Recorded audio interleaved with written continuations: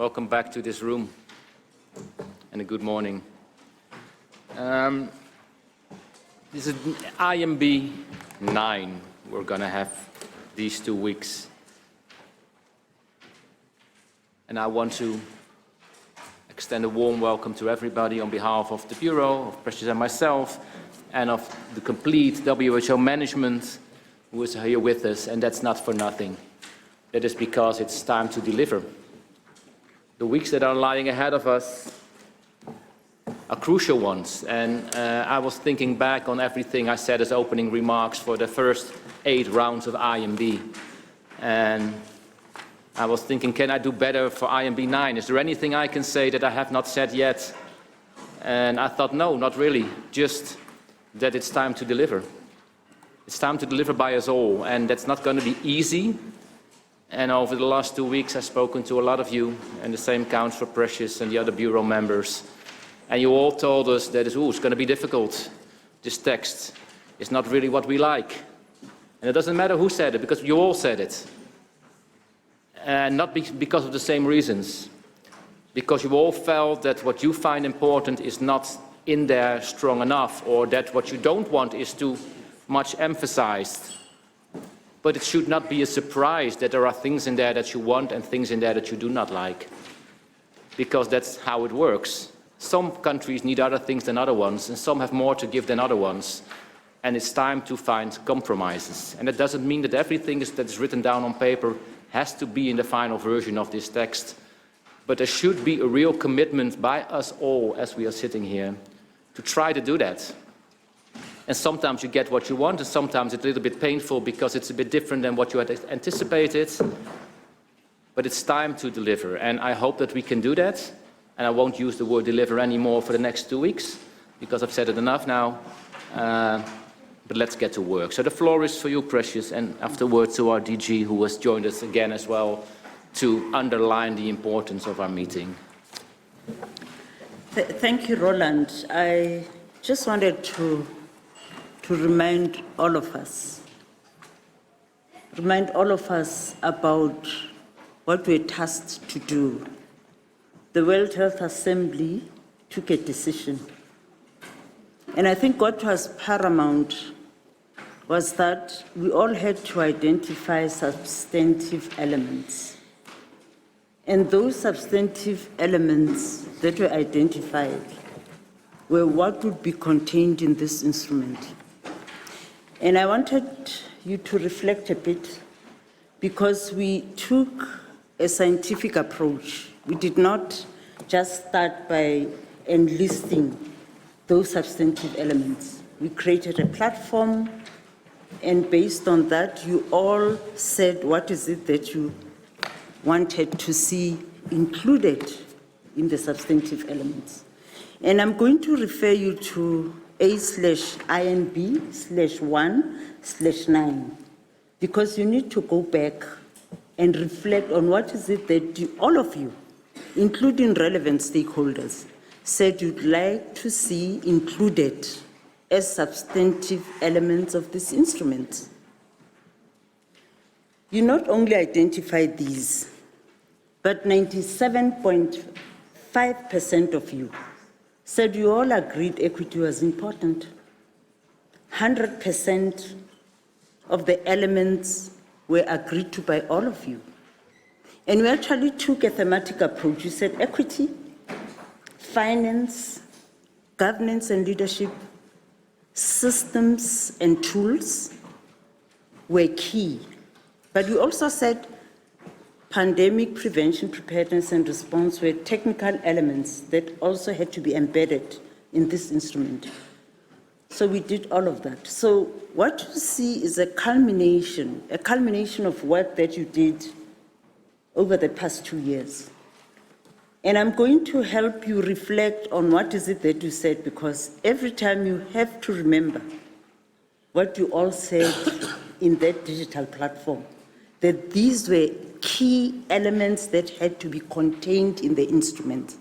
So that even as you actually take a detour, but you go back to what you originally said you'd like to see included, in response to the decision of the World Health Assembly. It's not an exercise that you just did.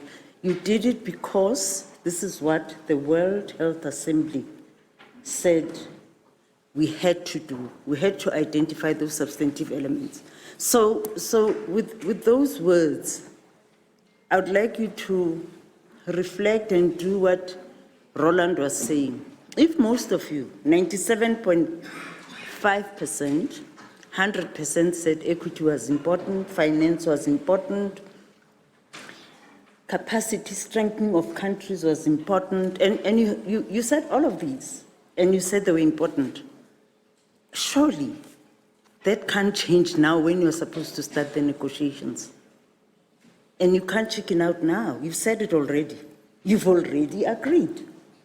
So let's just, because this is now in a legal text, perhaps what we need to do is to determine which of those elements should be obligatory.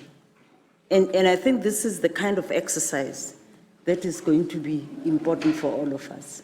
And we trust and hope that we'll all move together, because we owe it to those people that lost their lives, and we owe it to those who survived.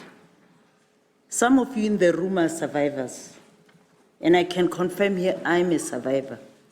I'm a COVID survivor. I was hospitalized, and I feel great that I am a survivor, and I can sit here and talk.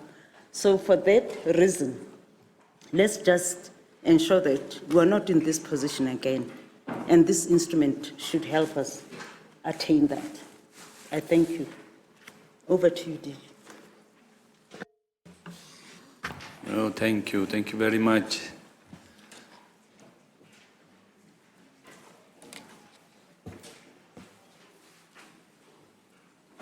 Our co-chairs, Precious and Roland, and our vice chairs, Ambassador Stovar, Amir Kozo, and Dr. Viroj, Excellencies, dear colleagues and friends.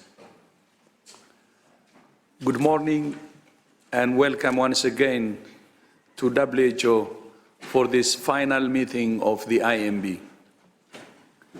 At the outset, I offer my deep thanks to all colleagues and especially to the Bureau for your hard work in IMB meetings and informal discussions to bring the pandemic agreement to where it is. You have come a very long way in very short time. I'm very encouraged by the revised draft of the negotiating text, which shows your efforts to find common ground are progressing on many aspects of the agreement. But we all know there remain critical areas where you are yet to reach consensus. I thank the 4 subgroups that have been working since November to find solutions to those issues under the leadership of the 4 vice chairs. Your work is reflected in the revised text of the agreement. Importantly, you agree on what you're trying to achieve. You agree on the need for predictable and sustainable financing for pandemic preparedness and response. You agree on the need for an equitable system for access and benefits. You agree on the need to engage the private sector. We would have a much bigger problem if you did not agree on the fundamental objectives of the agreement, but you do. Now you need to agree on how to achieve these objectives. I have every confidence that you can and will. It's mission critical for humanity that you do. If we miss this opportunity, we risk losing momentum. More importantly, we risk leaving the world exposed to the same shortcomings that hampered the global response to COVID-19. A lack of coordination, a lack of sharing information, and a lack of equity. We cannot allow the cycle of panic and neglect to repeat. We cannot forget the trauma of the pandemic and the painful lessons it taught all of us. We cannot forget the 7 million people we lost. And that's only the official number. The true toll is much higher. We cannot forget the people who continue to struggle with long COVID today. We cannot forget the fear that struck populations. People unable to say goodbye to their loved ones who died alone in hospitals. The strain on overwhelmed health systems and health workers. The social isolation and mental health impacts. The economic hardship, with the largest global economic crisis in more than a century, $2 trillion wiped from the global economy, massive stimulus and increased public debt. Millions of jobs lost, especially for women, young people, and casual workers. And of course, the political turmoil domestically and globally. We cannot forget this. And we must not miss this generational opportunity. And as Precious said, I think everyone in the room has been affected and the whole world has been affected. The task is large and time is short. But the potential benefit cannot be measured and will endure for generations. You have the opportunity to shape a future where pandemics are met with decisive action. And of course, communities are protected. Your work has the power to save lives, protect the vulnerable, and make the world safer and more resilient. I urge all of you to rise above your differences and come together in the spirit of cooperation and solidarity, the principles at the very heart of this agreement. The World Health Assembly is now just 9 weeks away. Some people have suggested the 2-year timeline that member states set themselves was too ambitious. But I would like to remind you that the WHO Constitution was negotiated in only 6 months, and the UN Charter took just 2 months. In an era before Zoom calls and email, when the world was less connected and communication was much slower. That means where there is a will, there is a way. There is still time to finalize your negotiations for the World Health Assembly in May. Last week, Brazil convened a meeting of G20 health ministers to discuss the IMB. And I was encouraged to hear their commitment to meet the May deadline, to reach consensus and to compromise. It's doable.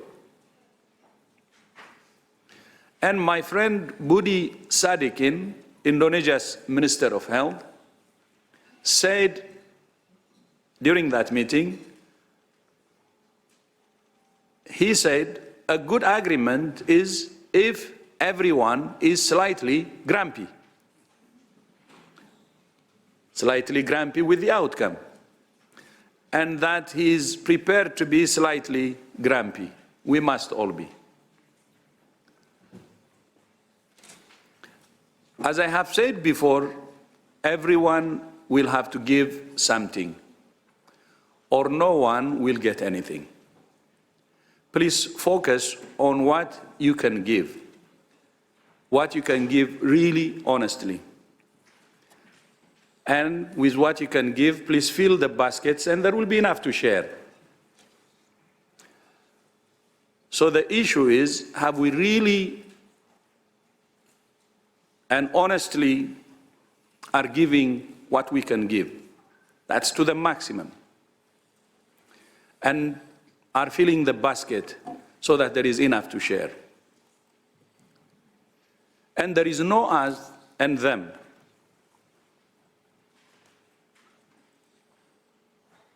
There is only us on one side, the world together, and the threat of pandemics on the other. Once again, my thanks to all of you for your commitment to this process and to a safer world for our children and grandchildren.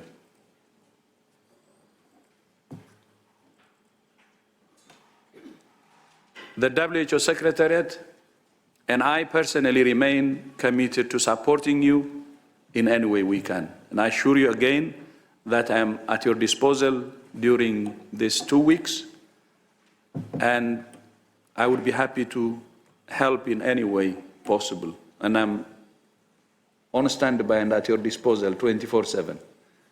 Thank you so much. And Co-Chair, back to you. Thank you very much.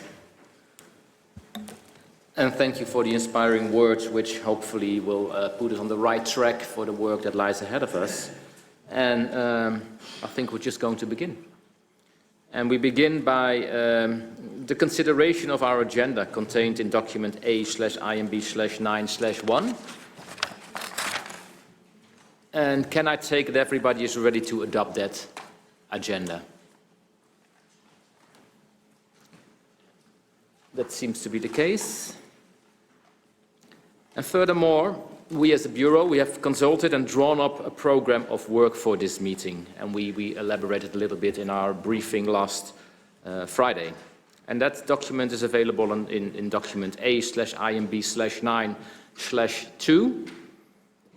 And I will not repeat what is in it, like I said, because we did it last Friday.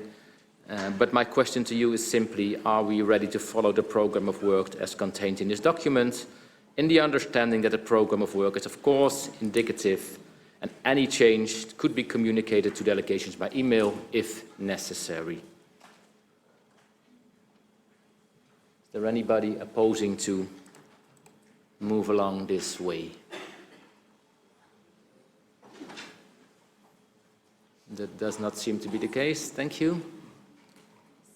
Then some words on the timetable for these 2 weeks that lie ahead of us. The working hours as communicated are from 9 to 12, from 1 to 4, and from 4:30 to 6:30, Central European Time. And we propose that these hours are cognizant of those delegations that are participating in the Ramadan fast. So for that reason, we will not have night sessions. And as indicated last week as well, and in view of the very limited time before us, the co-chairs will enforce a time limit through the traffic light system. And I said we will be a little bit harsher than we were before in that sense. And I would like to remind delegates to deliver the speeches at moderate speed so the interpreters are allowed to really understand you and convey your messages. And interaction should be no longer than 3 minutes. Speeches, and that's 330 words. And some of you asked, what does that mean? Can we not have discussions then amongst ourselves?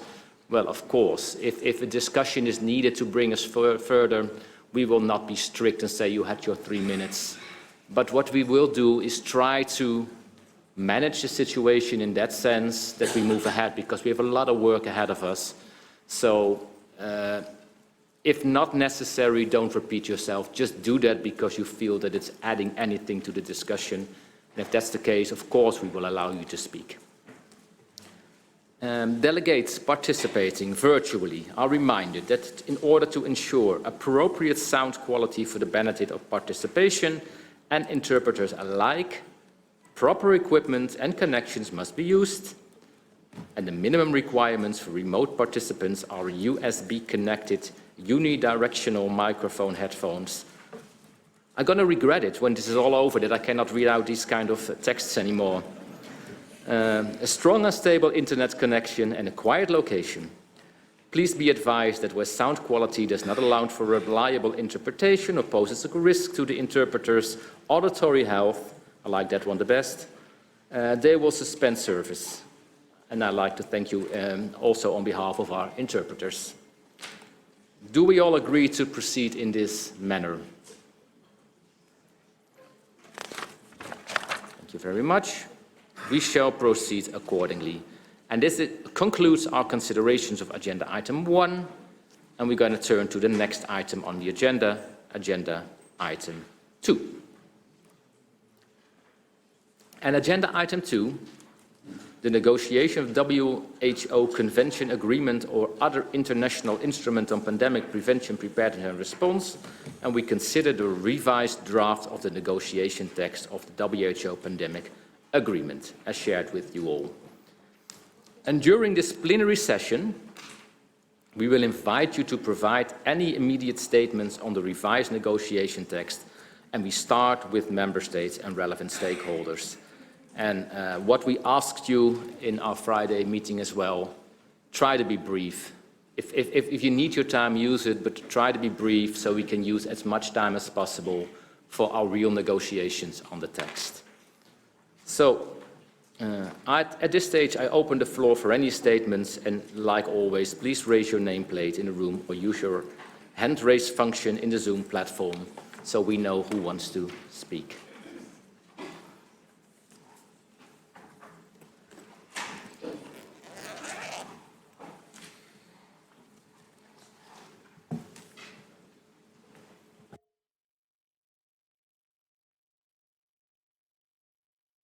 And we start with India, who makes a regional statement to be followed by Brazil.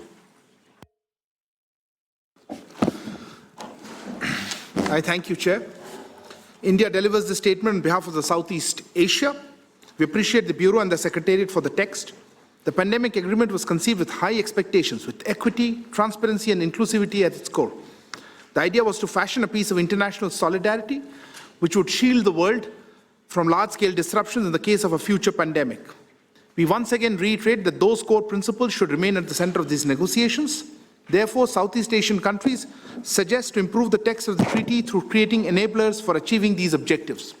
In terms of procedural aspects, we believe in inclusivity and ownership by member states in the negotiation process. As a group, we are not supportive of any parallel or breakaway sessions or processes where small delegations would possibly be left out in the shaping of the textual proposals. Southeast Asia Group, along with other member states, is committed to constructive engagement in the negotiation process. Secondly, we urge the co-chairs and the Bureau to facilitate text-based negotiations as per the normative practice of international treaties negotiations. In this context, member states must be allowed to exercise their right to amend the current text and insert their position as deemed necessary and defend their position without any prejudice. CRO Group also has the following proposals with regards to substantive aspects. First, to ensure a balance between the obligations of member states and international cooperation to realize implementation of those obligations. Second, to operationalize equity, we need to clearly delineate obligations vis-à-vis responsibilities on various parties, including mentioning developed countries vis-à-vis developing countries, which is missing in the current negotiating text. Third, it is also imperative that we at INB realize that without requisite financial and technological support, achieving the onerous obligations imposed in the negotiating text would be a mirage, especially for the developing countries. Fourth, we believe that access and benefit sharing should be discussed on an equal footing within the PABS framework. Fifth, we want to underline that removing supply chain bottlenecks by facilitating transfer of technology and know-how, access to R&D for initiating geographical diversification of production of vaccines and other pandemic-related products, unhindered access to therapeutics, diagnostics, and health workforce, removing non-tariff and other pandemic-related product barriers, as implied in certain articles, would be critical in successful implementation of the treaty. Lastly, the need for a robust financing mechanism supporting the pandemic agreement in a manner that it doesn't strain the resources of member state cannot be overemphasized. An inbuilt financing mechanism would be crucial for the implementation of this agreement, without which would be a juxtaposition of beautiful, well-meaning text. The pandemic fund should be the implementation of this agreement with adjustments, especially by widening its scope to provide funding for response activities should a pandemic occur, and ensuring a more responsive governance that enable countries' preparedness. I would conclude by emphasizing that any treaty that does not address the concerns of the developing world would only end up faring poorly during operationalization. A global pandemic requires a global response. Every life is precious. Our efforts while drafting this instrument should be that to ensure the fruits of this treaty reach the poorest and the most vulnerable of the world. Thank you for the extra 10 seconds, Chair. Thank you. Thank you very much. Next is Brazil, to be followed by Ethiopia. Thank you very much, Chair, and good morning to all colleagues. Brazil, as President of the G20, and Minister Nisa Trindade, in her capacity as Chair of the G20 Health Working Group, convened an extraordinary virtual meeting of the group's health ministers to discuss ongoing negotiations at the World Health Organization on an international agreement for the prevention, preparedness, and response to pandemics and amendments to the international health regulations. The meeting was held on the 13th of March and was attended by the Director General of the WHO. Thanks, DG. The convening of a meeting of G20 health ministers demonstrates Brazil's commitment to bridging positions among the bloc's countries and advancing towards an international agreement that will avoid a repetition of the tragedy of the COVID-19 pandemic. As a result of the meeting, the Brazilian presidency of the Health Working Group issued a chair's summary, which I will now read. The G20 health ministers and high officials met virtually on March 13, 2024, to discuss the ongoing negotiating processes in the World Health Organization on a convention, agreement, or other international instrument on pandemic prevention, preparedness, and response in the intergovernmental negotiating body, as well as on the amendments to the international health regulations, and to reaffirm their commitment to continue to strengthen the global health architecture.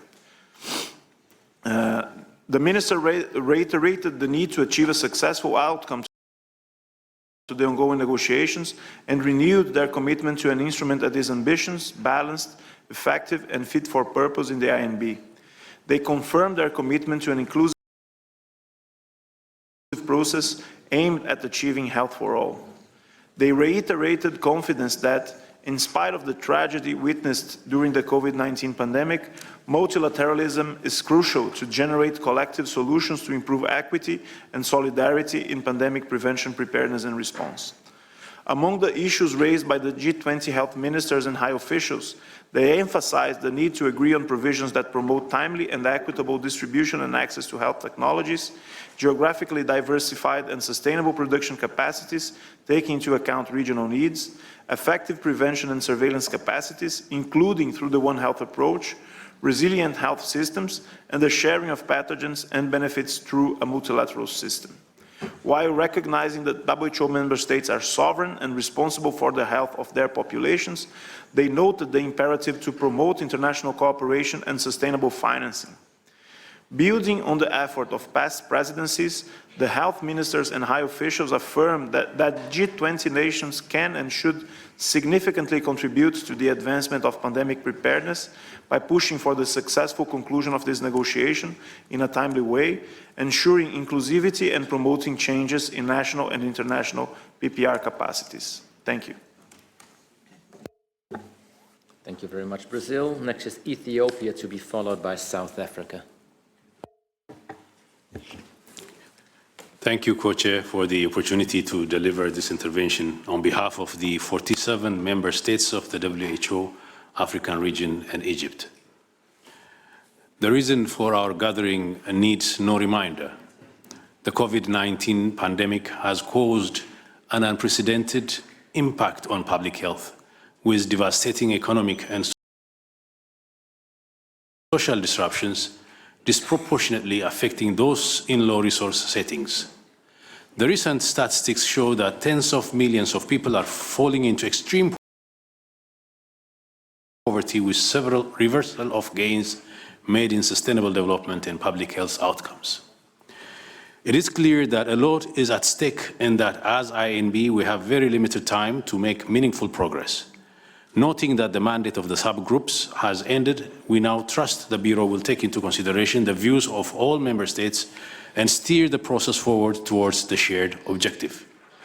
Thus, the WHO Africa member states and Egypt consider the revised Bureau's text as a basis to commence the textual negotiations and stand ready for active and constructive engagement.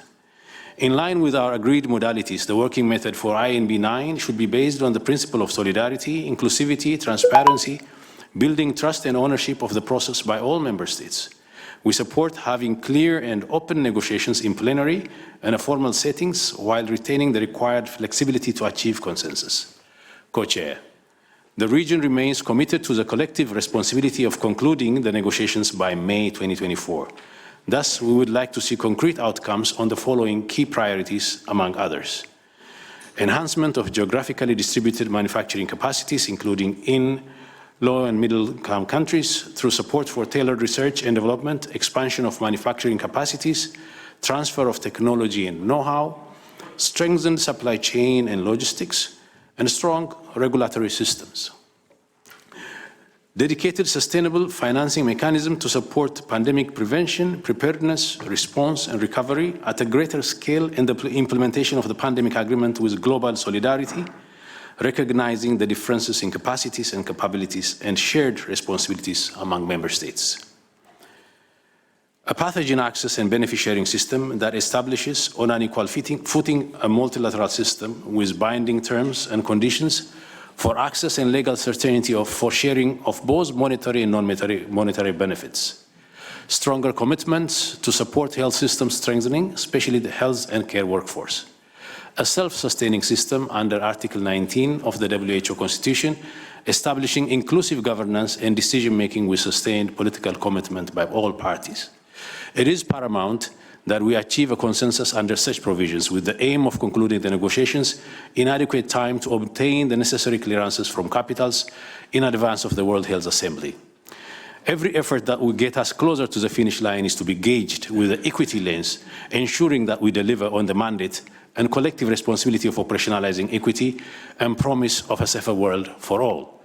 Let us use the INB 9 as the opportunity to translate this mandate and promise into legal language that will allow a shift in the status quo. I thank you.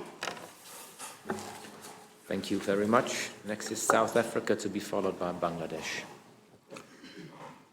Good morning, and thanks very much for giving me the floor, Co-Chair. South Africa aligns itself with the statement delivered by the Ambassador of Ethiopia on behalf of the Africa region, and also the statement to be delivered by the esteemed Ambassador of Bangladesh on behalf of the Group of Equity. The road towards the INB 9 has been characterized by extensive consultation through the drafting groups and the subcommittee meetings that were chaired by the vice chairs and the co-facilitators. In this regard, we thank the Bureau for developing and sharing the revised draft negotiating text in preparation for INB 9. And we believe that this forms a very good basis for taking the negotiation process forward. South Africa reaffirms the principle of equity as central to these negotiations. We firmly believe that to operationalize this treaty in an equitable fashion, it must be based on the foundations of inclusivity, solidarity, and common and shared responsibility to humanity in order to contribute to enhancing global health security and resilience. In this regard, while the entire Chapter 2 of the draft negotiating text is of particular importance to my delegation, we believe that articles on pathogen access and benefit sharing, research and development, transfer of technology and know-how, sustainable and geographically diversified production, and supply chain and logistics, implementation and support, and sustainable financing are also fundamental to establishing an equitable future dispensation in PPPR. South Africa notes that some progress has been made in drafting the negotiating text for the establishment of the multilateral PAPs. We highlight the sovereign right of member states to control access over their genetic resources. We emphasize that such multilateral PAP system must be on an equal footing with binding terms and conditions for access and legal certainty for sharing of both monetary and non-monetary benefits. In order to create sustainability in research and development and the establishment of a sustainable geographically diversified production, This treaty must facilitate the removal of systemic barriers related to the transfer of technology and know-how. We strongly believe that barriers related to TRIPS must be overcome through a TRIPS waiver and the full flexibilities inherent in the TRIPS agreement. Co-Chairperson, we firmly believe that the status quo is unsustainable and it should neither be preserved nor be perpetuated. We have a collective duty to change it so that we can develop the capacity to prevent and be better prepared to respond to a future pandemic. For South Africa, this is not a typical negotiation, but a pact of international health and solidarity and cooperation. We would like to reassure the Bureau that we are ready to constructively make our inputs through textual proposals on the above issues so that we can further enhance the draft treaty in readiness for its adoption at the 77th session of the World Health Assembly in May 2024. I thank you. Thank you very much. Next is Bangladesh, to be followed by Eswatini. I thank you, Chair. Bangladesh has the honor to deliver this statement on behalf of the 31 members of the Group for Equity. The group appreciates the efforts of the Bureau and the Secretariat in developing the revised text, which forms one of the important bases for the negotiations.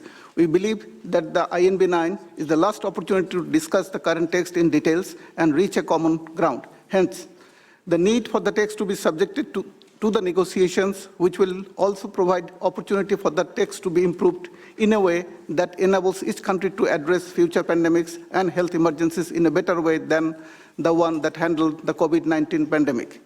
The COVID-19 pandemic exposed health inequity across the world. The treaty needs to address that.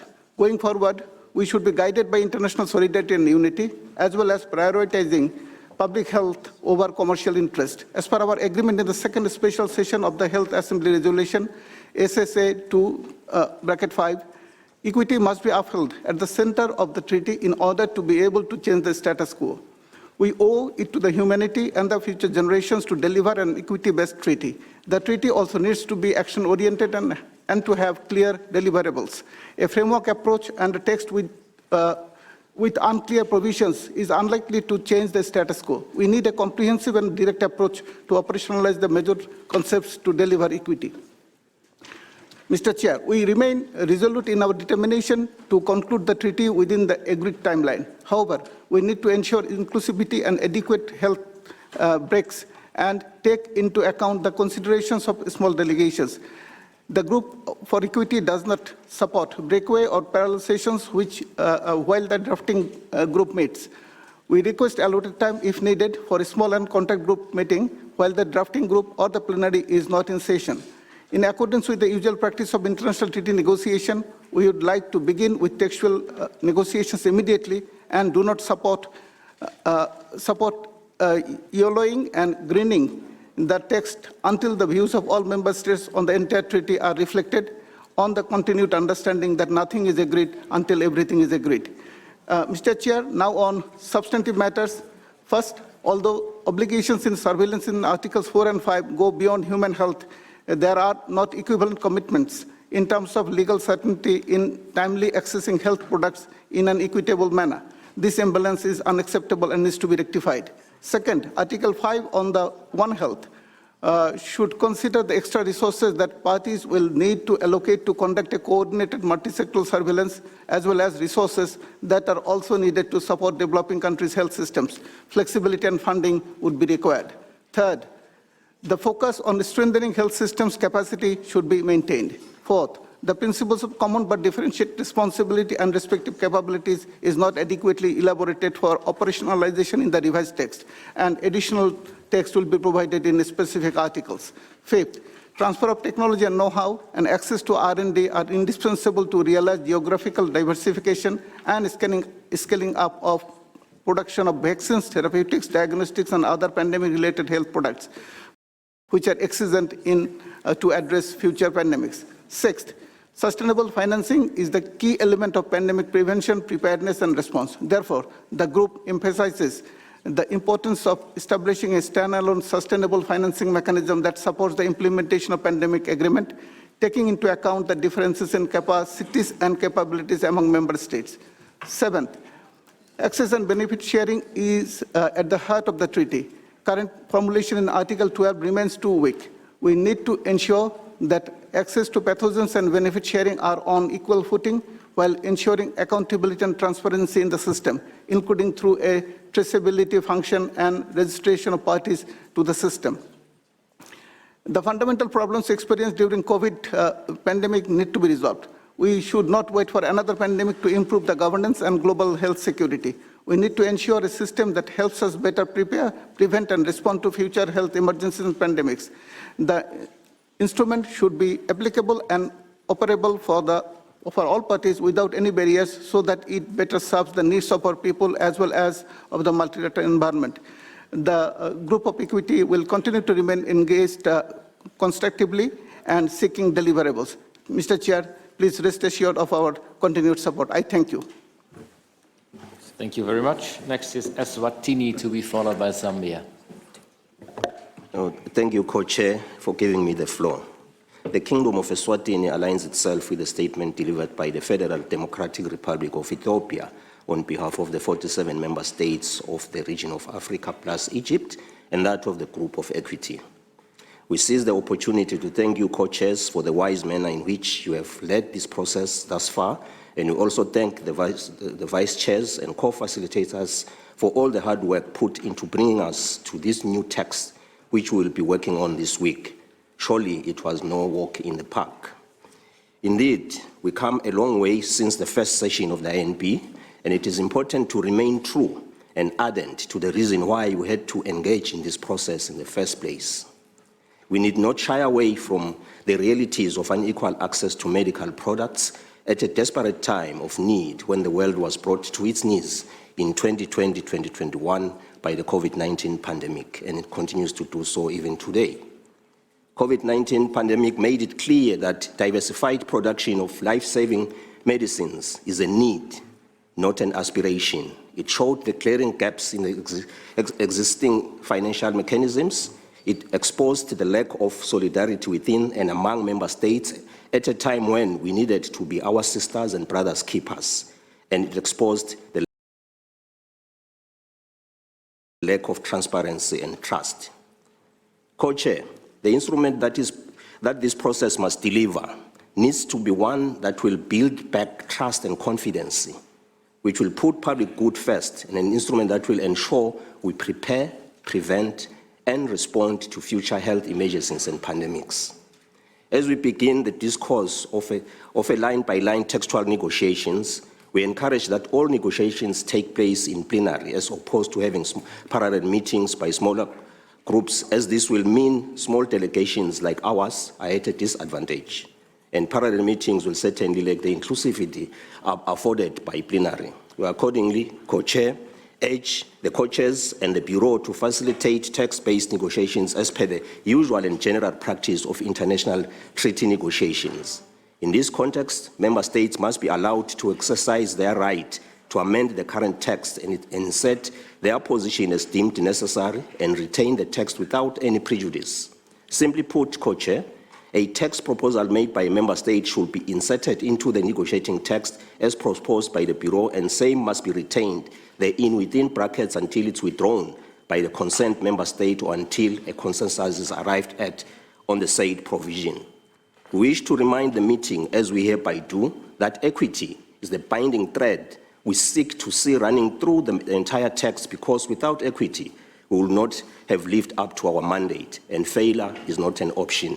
Eswatini remains committed to seeing us reach the ambitious target of May 2024, and we will wish all of us here present open, transparent, honest, and fruitful negotiations. I thank you, Co-Chair. Thank you very much. Next is Zambia, to be followed by Australia. Thank you, co-chairs, Your Excellencies, distinguished delegates. Zambia aligns itself with the statement made by Ethiopia on behalf of the Africa region and Egypt.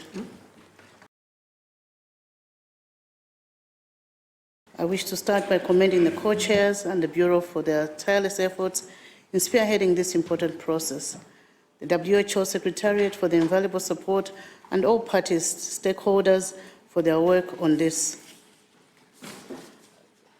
Co-chairs, I listened carefully to DJ's passionate opening remarks, reminding us why it is important that we come up with a treaty that will be responsive to future pandemics. The DG took us back to the COVID pandemic, how most of us lost our loved ones without saying goodbye. They died on their own, sometimes surrounded by rotten food, which had been delivered for them by relatives, but with no one to assist them to eat it. Co-chairs, our general view of the latest text is that it continues to reflect attempts at reconciling divergent views, which generally forms an unacceptable basis for text negotiations. It is our belief, however, that had this process been carried out at the peak of the pandemic, most probably would have been at a different place with clear agreements on most key issues. At this stage, it is clear that with our dear ones who died, who did not survive the COVID-19 pandemic, are buried some of the realities that contributed to the gaps of our collective response to the pandemic. As we have stated before, to some, the loss of lives due to the COVID-19 pandemic might have been over, but to countries like ours, we continue to lose many lives from preventable diseases like cholera, malaria, and HIV/AIDS every day. Further, the effects of climate change, such as the current drought amidst a huge debt burden, continue to impact our country negatively, with the health sector bearing the biggest brunt. Therefore, the pandemic treaty will only be meaningful to us and others with similar challenges if the principles outlined in the Bureau's text are operationalized in all the articles. Lastly, we wish to reiterate our full commitment to this process and look forward to its successful completion. I thank you, co-chairs. Thank you. Next is Australia, to be followed by Norway. Thank you, Mr. Co-Chair. I'm taking the floor on behalf of Australia, Canada, New Zealand, Norway and the United Kingdom. Our delegations usually prefer to get straight to the task at hand, but today we are taking the opportunity for general comments because we feel it is essential to be very clear and honest. To get from where we are now to an agreement we can adopt in a few short weeks will require significant pragmatism and a fundamental change in the way that we are working. The proposed text, in addition to not being streamlined into clear legal commitments, does not fully capitalise on the progress made through the subgroups. It includes concerning elements that do not bring us closer but rather contribute to polarisation and significant aspects that are neither practical nor implementable. All of us need to be realistic about what can and cannot be addressed through this agreement and what is possible in the time that we have. It is still within our reach to deliver an agreement that will effectively improve equity in prevention, preparedness and response capacities and access to countermeasures in a pandemic or a public health emergency of international concern, and protect all countries against future outbreaks through effective provisions on prevention and One Health. There are significant commitments on the table. Embarking on this 9th session of the IMB, we have to be ready to be frank with one another, listen carefully and find common ground, and we need working modalities that enable us to do that. This is the only way we can reach consensus and deliver on the promise we made when we started this process to come together, the world together, to learn the lessons of this pandemic and be better prepared for the next one. The alternative to finding consensus is that we achieve nothing, which would represent a collective failure to improve global pandemic prevention, preparedness and response. This is a historic opportunity. Australia, Canada, New Zealand, Norway and the United Kingdom stand here absolutely committed to this final push towards agreement. Thank you. Thank you. Next is Norway, to be followed by the European Union. Thank you, Co-Chair. We would like to begin by echoing the concerns expressed by Australia in the joint statement, both on the content and modalities. We would also like to highlight the following.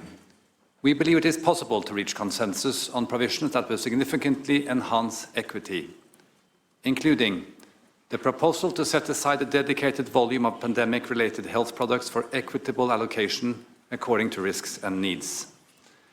Agreeing to equity-related terms and conditions, both for financing of R&D and for procurement of health products, and the proposal to make government-owned technologies available through licensing agreements. There is also a willingness to improve alignment and coordination on PPR financing.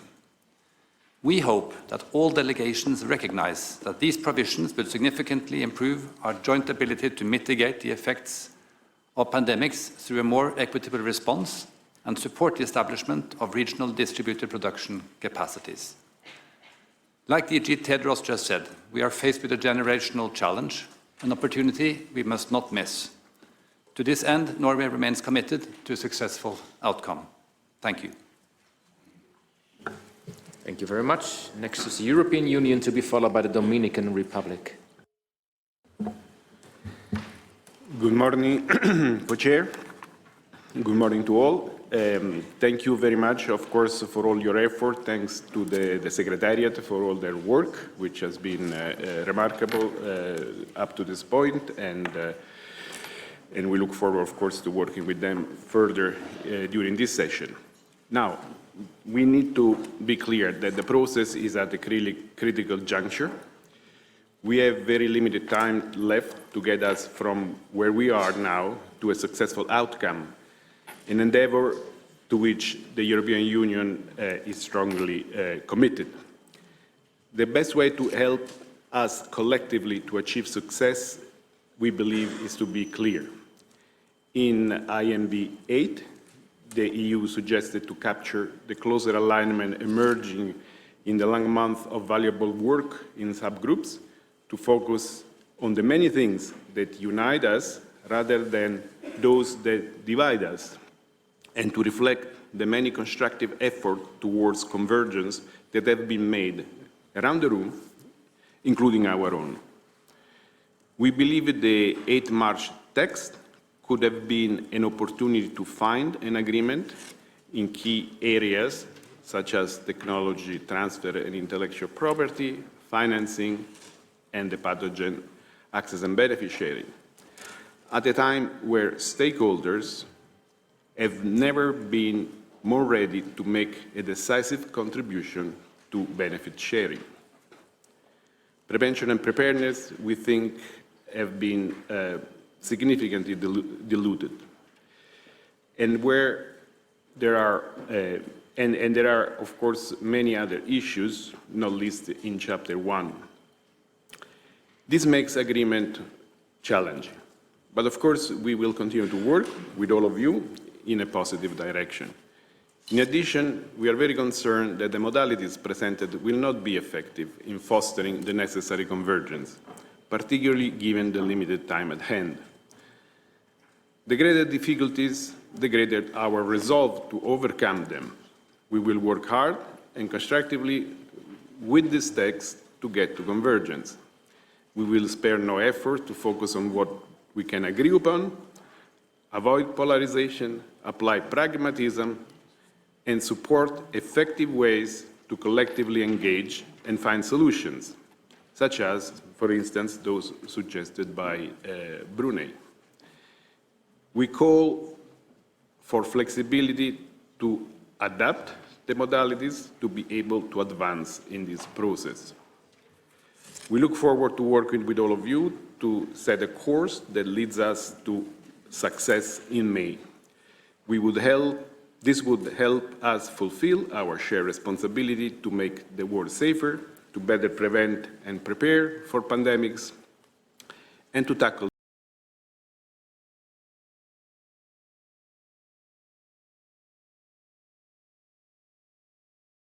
them more effectively and equitably if they arise. Thank you. Thank you. Next is the Dominican Republic, to be followed by the United Kingdom.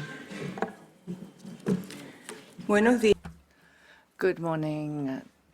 co-chairs and vice-chairs of the office. We align ourselves with the statement made by Bangladesh on behalf of the Group for Equity, and we'd like to thank the office for the arduous work and efforts that have been made to produce the new text. Today, after 2 years and 8 rounds of official negotiations, we are at the final phase to agree on instruments which, at least from our point of view, should avoid or at least improve the situation of inequities in the health systems and health security. And in particular, we have to work in terms of having a way of coming round from the unjust and unfair system. Nevertheless, there are still voices and intentions which would like to maintain and keep certain provisions that will ensure the status quo through formulae which will dilute or minimize the obligations proposed by many countries, the developing countries, to operationalize equity. Despite so much sacrifice, loss of life and disruption to our lives and economies, it's difficult to accept that we have a framework agreement with general principles that will not change in any way the system. In order to use a much repeated phrase in our negotiations, it seems to us that at this point the expectations of all parties is that it's not suitable to use the phrase when appropriate. As a small island developing state with a potential to be affected disproportionately by the consequences of climate change and therefore epidemics and pandemics that may arise, we need to strengthen and build our capacities and our health systems. It's essential to have a principle of a shared but differentiated responsibility and the necessary capacities to be effectively operationalized in the text. We believe that we can only work on the basis of shared responsibilities. The transfer of technology and know-how, access to development and research are essential to work on increasing and widening the production of vaccines, products and other treatments related to pandemics so that we can have an accessible access and effective access to benefits. And this is particularly important for small island developing states in terms of prevention, preparation and response to pandemics. So we would like to see better reflected in the text the provisions on sustainable financing that will take into account the vulnerabilities of small island developing states, and in terms of access and participation and benefit sharing, it's essential that we are all operating on an equal footing. And as a small delegation, we are also in favor of open and inclusive negotiations, which mean that everyone can participate equally. Thank you. Thank you. Next is the United Kingdom, to be followed by Botswana. Well, thank you, Chair. And look, given the time limits, I hope you'll excuse my directness. The British government remains fully committed to the goal of a meaningful new pandemic agreement. But let me be crystal clear. First, for us, the text before us is a step backwards. Progress that we made in subgroups has been lost. The technology transfer and PABS provisions are far from consensus, and they're unworkable, as stakeholders have made so clear. While the text on prevention, so important for the objectives of this accord, is simply too weak. Second, there is, in our view, no credible plan in front of us to conclude this negotiation. We simply cannot negotiate 31 pages of dense legal text in plenary. We don't see why we have disbanded the subgroups, and we strongly recommend re-establishing structured, informal groups to work together on streamlining the text before us. Chair, we raise these concerns not for want of a successful, meaningful outcome, but to do that, we think we have to be pragmatic and we have to focus on where we can build consensus to deliver a meaningful agreement which will help protect all our citizens from future pandemic threats and which also respects our national sovereignty. Thank you. Thank you. Next is Botswana, to be followed by the USA. So thank you, Co-Chair. Botswana aligns with the statement delivered by Ethiopia on behalf of the 47 member states of the WHO, Africa region and Egypt, and Bangladesh on behalf of the Group for Equity. Allow me at the outset to take this opportunity to thank the co-chairs and Bureau with the support of the Secretariat for their tireless efforts to develop the proposal for negotiating text of the WHO pandemic agreement. We further congratulate the member states and stakeholders for their continued efforts and commitments in ensuring that we advance the negotiations in line with the mandate of the intergovernmental negotiating body. Co-Chair, Botswana supports the proposed text as a foundation to progress on textual negotiations. Whereas there are positive developments on the text, overall, Botswana notes that the revised text is as aspirational and proposes softer non-committal language on important articles, including Articles 9, 11, 12, and 20. These articles in particular must detail the obligations that state parties to the treaty will collectively undertake and avoid increasingly making reference to national laws or, in inverted commas, as appropriate on certain provisions, as this may undermine the global commitment. There is also need, in our view, to make interlinkages and cross-referencing on Articles 9, 10, 11, 12, and 13 in order to ensure synergy. It is our considered view, co-chairs, that both the PABS system on Article 12 and the financial mechanism under Article 20 need to be established, and their key components adopted together with the treaty, not adopted at a later, undefined time in the future. Further, government's investment in research and development to develop medical products, including vaccines, diagnostics, and medicines, and financing thereof, from prevention and preparedness, should be treated as a global public good. And so this requires developing binding obligations that attach access conditions to public funding. We welcome the development of a fair and equitable allocation framework accountable to member states. It is critically important in our view that member states safeguard public health from vested interests, in particular from the private sector. We look forward to making progress during this session and taking cognizance of our ambitious timelines. Let me conclude by observing that the global health community and governments have been presented with a once-in-a-lifetime opportunity to address one of the important, urgent global challenges of our generation. This, in our view, entails the reform of the global health emergency landscape positively in order to protect public health and future generations from ill health and disease during health emergencies and pandemics, particularly in low-resource and humanitarian settings. As such, we must rise to the occasion and demonstrate our collective action and true spirit of multilateralism and solidarity in order to deliver on this important work. We assure you of our constructive contribution in this regard, and I thank you, Co-Chair. Thank you, Botswana. Next is USA, to be followed by Peru. Thank you, Chair. I'd like to start by saying that we remain committed to this process and our overall goal of a consensus agreement. While progress has been made in some areas of the March 8th text, we have unfortunately taken a step backwards in many other areas. This is a missed opportunity to move the IMB towards the broadest possible convergence. At this late stage, it is not productive to reintroduce challenging concepts such as CBDR, intellectual property waivers, and new funding vehicles that do not have a chance of achieving consensus. We have stated very clearly on multiple occasions that these are red lines. We have listened carefully to what others in the room have said, and we have worked to bring practical solutions to the table and to build a constructive path towards an agreement that meets both our individual goals and our collective responsibility. We are now at a different phase and we face a test. Are we able to move past the remaining bottlenecks and respond to the urgency of the moment? The United States has demonstrated considerable flexibility in our positions, and we expect other member states to do the same. We all have constraints driven by a variety of factors, but we have run out of time to be revisiting provisions that are not implementable, not feasible, or are contrary to national laws.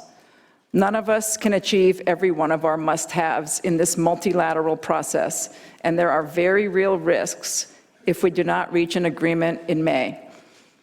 We have all the elements of an ambitious instrument that will make a meaningful difference across all regions, spurring cooperation, incentivizing participation, and moving us well beyond the status quo.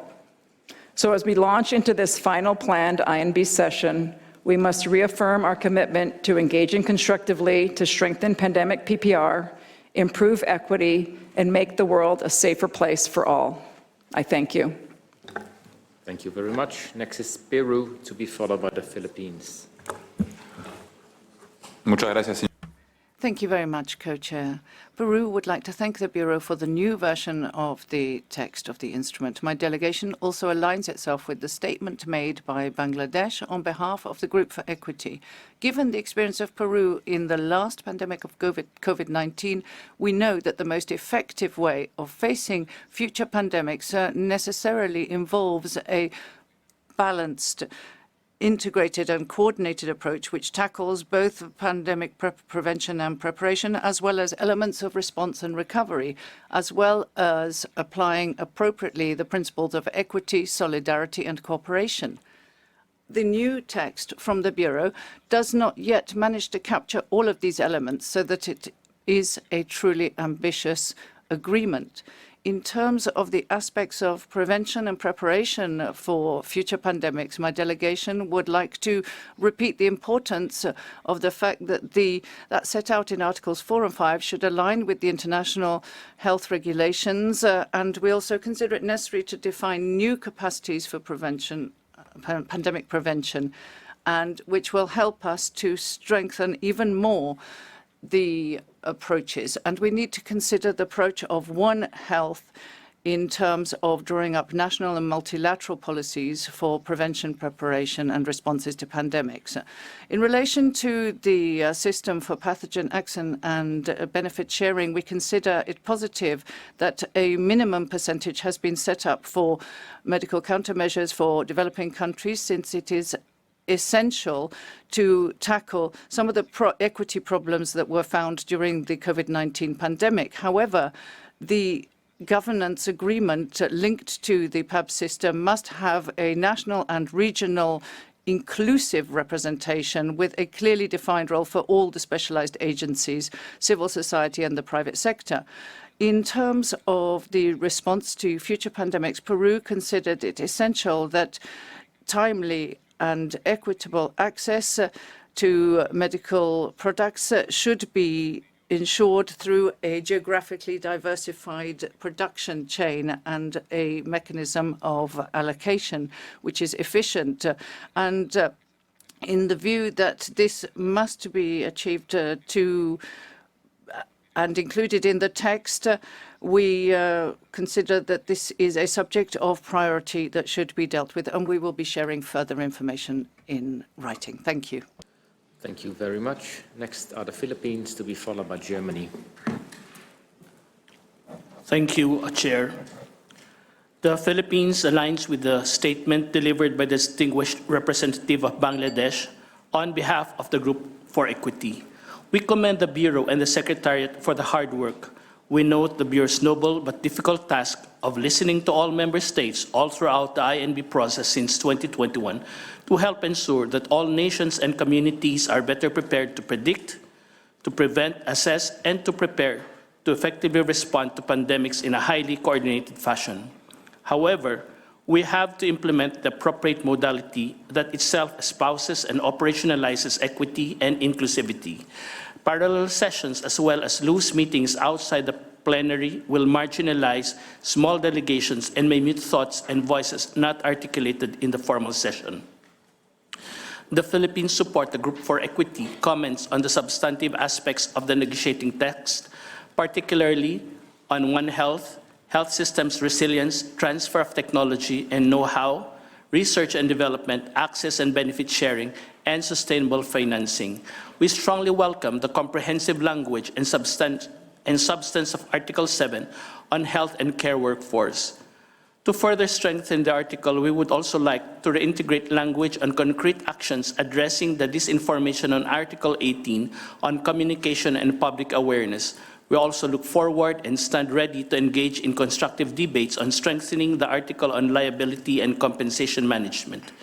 The essence of the world coming together as one to fight a common enemy should be enshrined in stronger provisions, stipulating concrete actions and the highest level of commitment. My delegation, therefore, aligns with member states that manifested a firm conviction that a treaty will give the world a better chance of changing the status quo and protecting humanity.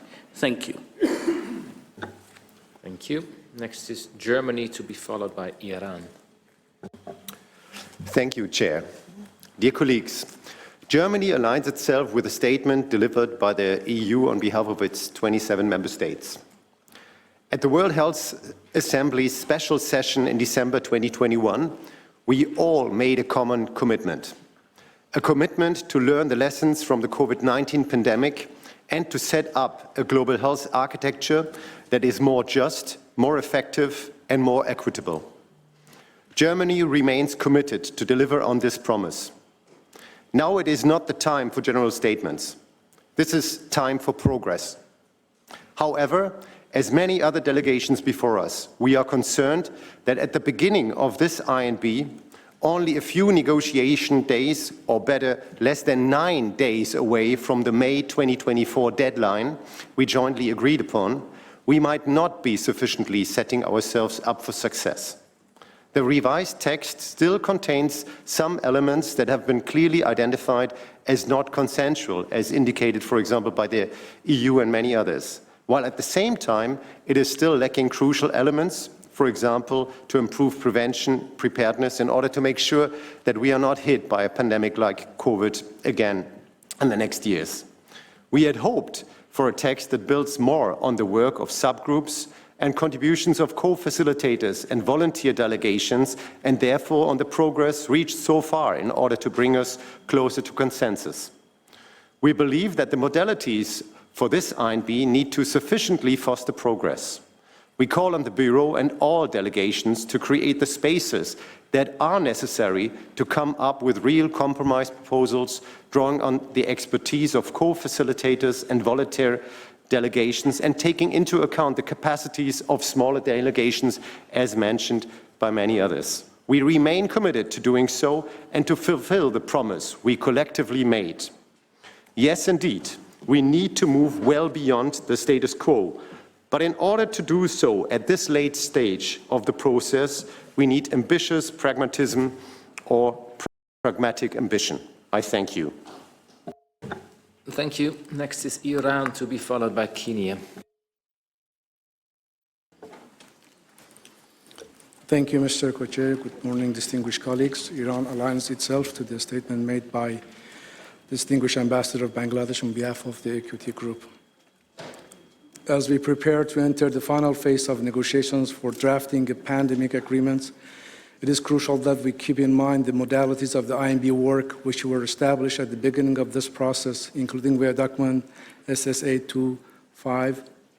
The document A/INB3, Rev 3, paragraph 9 outlines the conduct of business and states that the INB will operate on the basis of consensus in accordance with the rules of procedure of the WHO.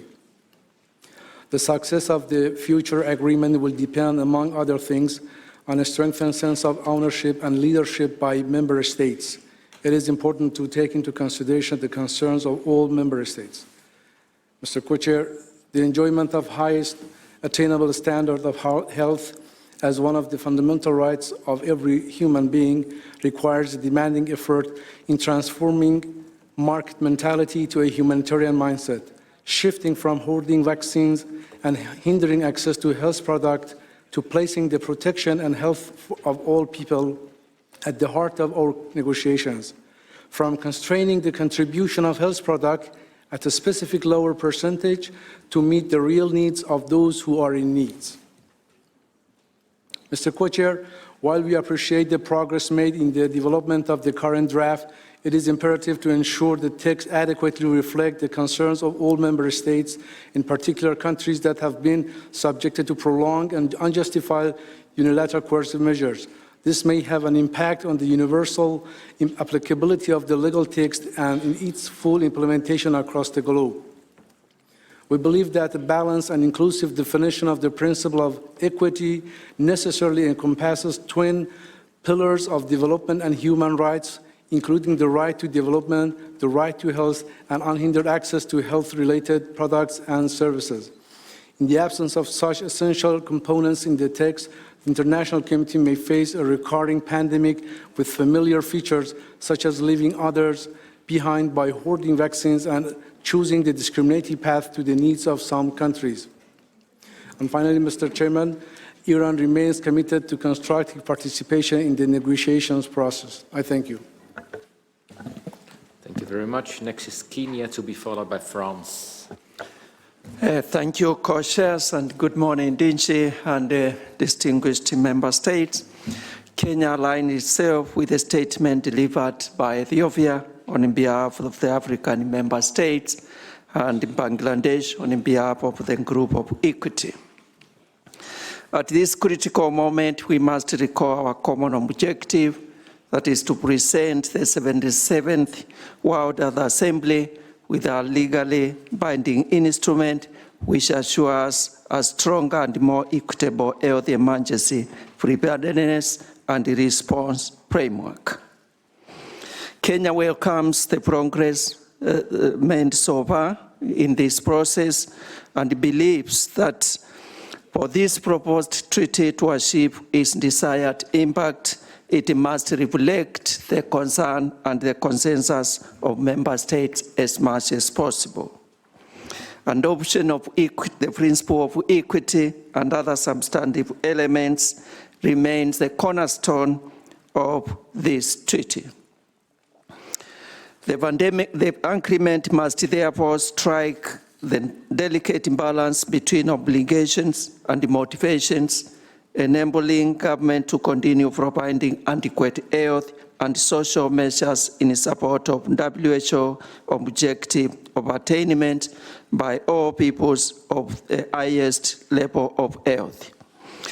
Kenya therefore urges the member states to optimally use this available time, demonstrate flexibility, innovation, and seek common ground, recognizing our shared vulnerability to public health risks. Kenya reiterates its commitment to this process and wishes everyone a successful in B9. I thank you. Thank you. Next is France, to be followed by Japan. Merci, Monsieur le Co-Président. Thank you, Co-Chair. France supports the statement delivered by the EU on behalf of its 27 member states.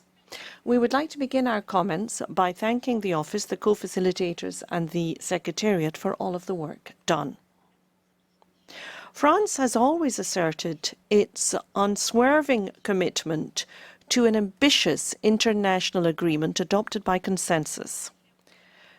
This would really make a difference on the ground in preventing the next pandemic and preparing for it appropriately, because there will be a next pandemic. We believe that we saw constructive discussion during INB 8. The new 31-page text before us, however, does not appear to have taken full account of that constructive discussion. There are still many divergences. We need to be practical. We need to negotiate in order to ensure that we can get close to consensus in the time available to us. It is our common objective that we have an ambitious, realistic text that makes a difference on the ground. That means that we have to listen to all voices and find realistic compromises. The text must include each element of the cycle, preparation and response.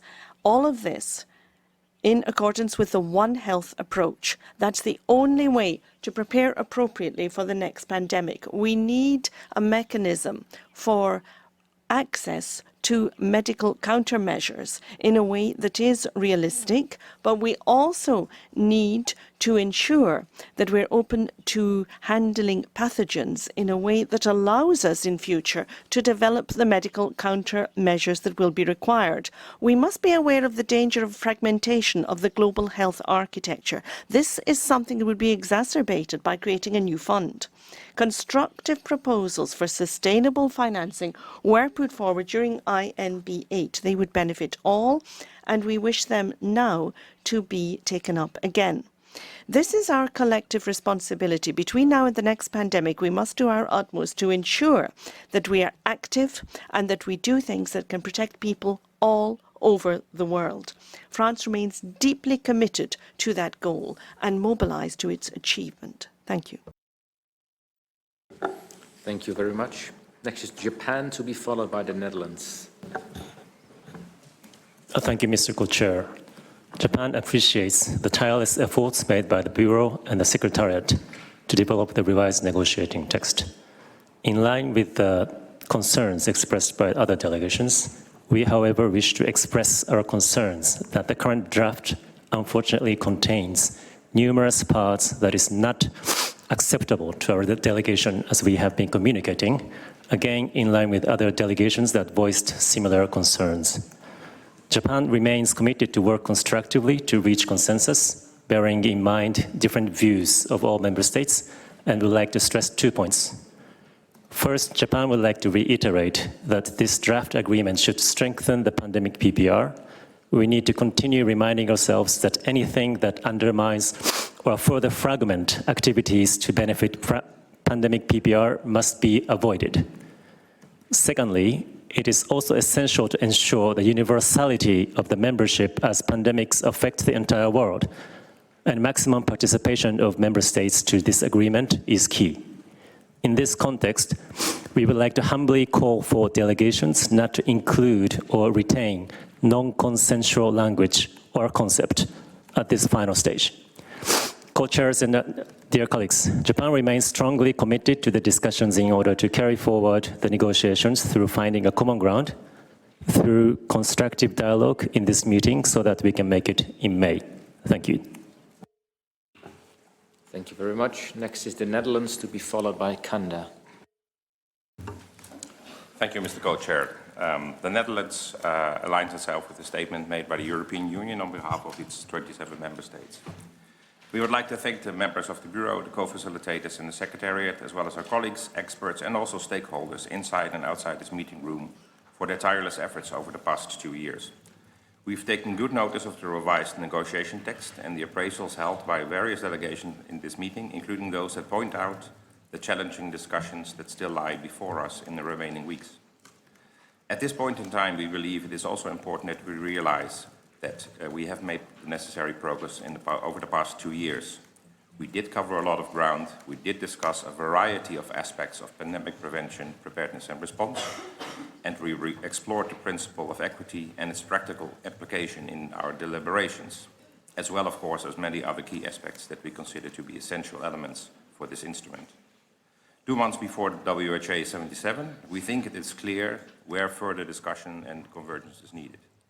These issues concerned involve, in our view, robust but also feasible ambitions in the field of prevention and One Health, but also the development of a PAP system that strengthens the early warning functions of our public health systems globally, while sharing benefits, including those that can contribute to building essential capacities in those countries where they are really needed. It also involves key aspects regarding the strengthening of global financing mechanisms, the availability of pandemic products, etc. We are also very much aware that the clock is ticking. In the next 2 weeks, we believe that it's important that all parties use their creativity and combined knowledge, skills and experience to think out of the box and work together in plenary, as well as informally to find mutually acceptable agreements on the key outstanding issues. And we agree with those delegations that remind us that now the time has come to move forward. We must use these 2 weeks in the best possible way to make real progress. Suggestions made by the delegation of Brunei and other delegations may prove useful to help us grasp the moment. Finally, the Netherlands will continue to work towards a positive and meaningful pandemic instrument in which the WHO community will hopefully show that countries across the globe can still come together and address important challenges together. Thank you. Thank you very much. Next is Canada, to be followed by Malaysia. Thank you, Co-Chair, and many thanks to you, the Bureau, and co-facilitators for your ongoing efforts to lead us to an agreement that will move the bar forward on PPPR in a meaningful way. I will start by aligning ourselves with the joint statement made by Australia. We are pleased to be back to you today and are ready to work hard over the next 2 weeks, clear-eyed about the immensity of the challenge that lies before us. Much like others, we have concern with the latest text. We had hoped for a more streamlined document to facilitate reaching our May deadline. And we were disappointed to see that what appears to have been streamlined are some key provisions to advance health equity comprehensively across the PPPR lifecycle. Pandemics exacerbate inequalities and social determinants of health, which contribute to widening gaps in health outcomes between advantaged and disadvantaged groups. We saw this firsthand during COVID-19. It led to a dramatic increase in global poverty and inequality within and across countries, affecting women and girls and those in vulnerable or marginalized situations the hardest. While Canada is fully committed to improving timely and equitable access to medical countermeasures, for us, a comprehensive approach to health equity includes realizing human rights, advancing gender equality, engaging civil society and communities, and protecting persons in vulnerable or marginalized situations. In this regard, we look forward to continuing to work with you all in finding language that acknowledges and seeks to move the needle on health equity more broadly. In terms of how we will work together, Canada is committed to doing whatever is required to achieve a meaningful and substantive outcome. Pragmatically, this is too good and too rare of an opportunity to not take full advantage of, and we are determined to leverage it to make whatever positive changes we can. We welcome line-by-line negotiations in plenary that are ready to pivot to alternative modalities should it prove prudent. Thank you. Thank you. Next is Malaysia, to be followed by Switzerland. Thank you, Co-Chair. Malaysia aligns with the statement made by Bangladesh on behalf of the Group for Equity. Malaysia wishes to extend our immense appreciation to the INB co-chairs and co-facilitators who have worked very, very hard to get us all here today as we all gaze at the revised draft of the negotiating text. The decision we made to create an international pandemic treaty is primarily to avoid repeating the failures that occurred during the COVID-19 crisis. Many areas did not work, but the most glaring failure was the unequal distribution and access to vaccines, diagnostics, and treatments. We must convert all these lessons learned during the pandemic and prepare the world for the future through more international collaboration and coordination, because this is a common global interest. We want to reiterate what Dr. Chadras recently mentioned a week ago, and that is, despite this instrument being legally binding, it does not give the power to WHO or anyone to dictate to sovereign states. Malaysia wishes to craft an equity-based pandemic instrument, as you all have heard many, many times in the series of negotiations we've had. There are many important areas. We would highlight 3 key areas for the interest of time. Surveillance and prevention measures are proportionate to their respective capabilities and context. The obligations should be underpinned by capacity building and cooperation, ensuring that all parties are equipped and enabled to fulfill their commitments effectively. Establishing a predictable and sustainable financial mechanism, it should be inclusive, accountable to member states, as we aspire to minimize solutions that are outside the UN system without straining the member states further. The PABS system must guarantee equitable benefit sharing and on an equal footing while ensuring accountability and transparency in the system. We just want to emphasize that it is indeed a member state-led process, as we all know, and our voices have been mostly heard. We concur with many others whereby parallel sessions conducted in this fortnight will be challenging for smaller delegations. Along with many others that have intervened, Malaysia is fully supportive towards the successful negotiations so that we can have a final text as scheduled leading up towards the WHA. As Precious mentioned during the briefing last Friday, this is indeed a clarion call, and these 2 weeks are most crucial. So Malaysia is all set to work in support towards this common goal, and we are to be better prepared before the next pandemic hits us, and we're ready for this next round of negotiations. Thank you, Co-Chair. Thank you very much. Next is Switzerland, to be followed by Chad. Merci, Monsieur le Co-Président. Thank you, Co-Chair. Our ambassador is online to give our statement.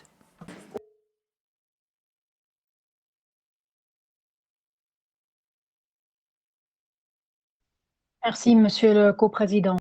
Thank you, Co-Chair. The new draft text doesn't reflect the convergencies found in the discussions and ignores the red lines.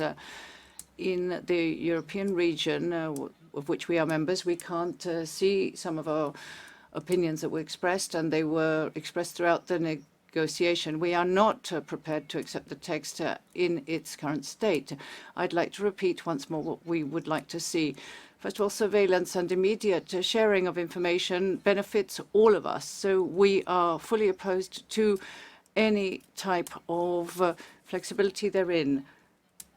Secondly, human rights must be guaranteed in the system. Secondly, and we must have equitable access, and we need to have effective work to be able to make a difference. We cannot regulate the aspects of the mandates of other international organizations here. We are referring, for example, to the protection to the rights to intellectual property protection, and we hope we will work hard to arrive at a consensus decision by May.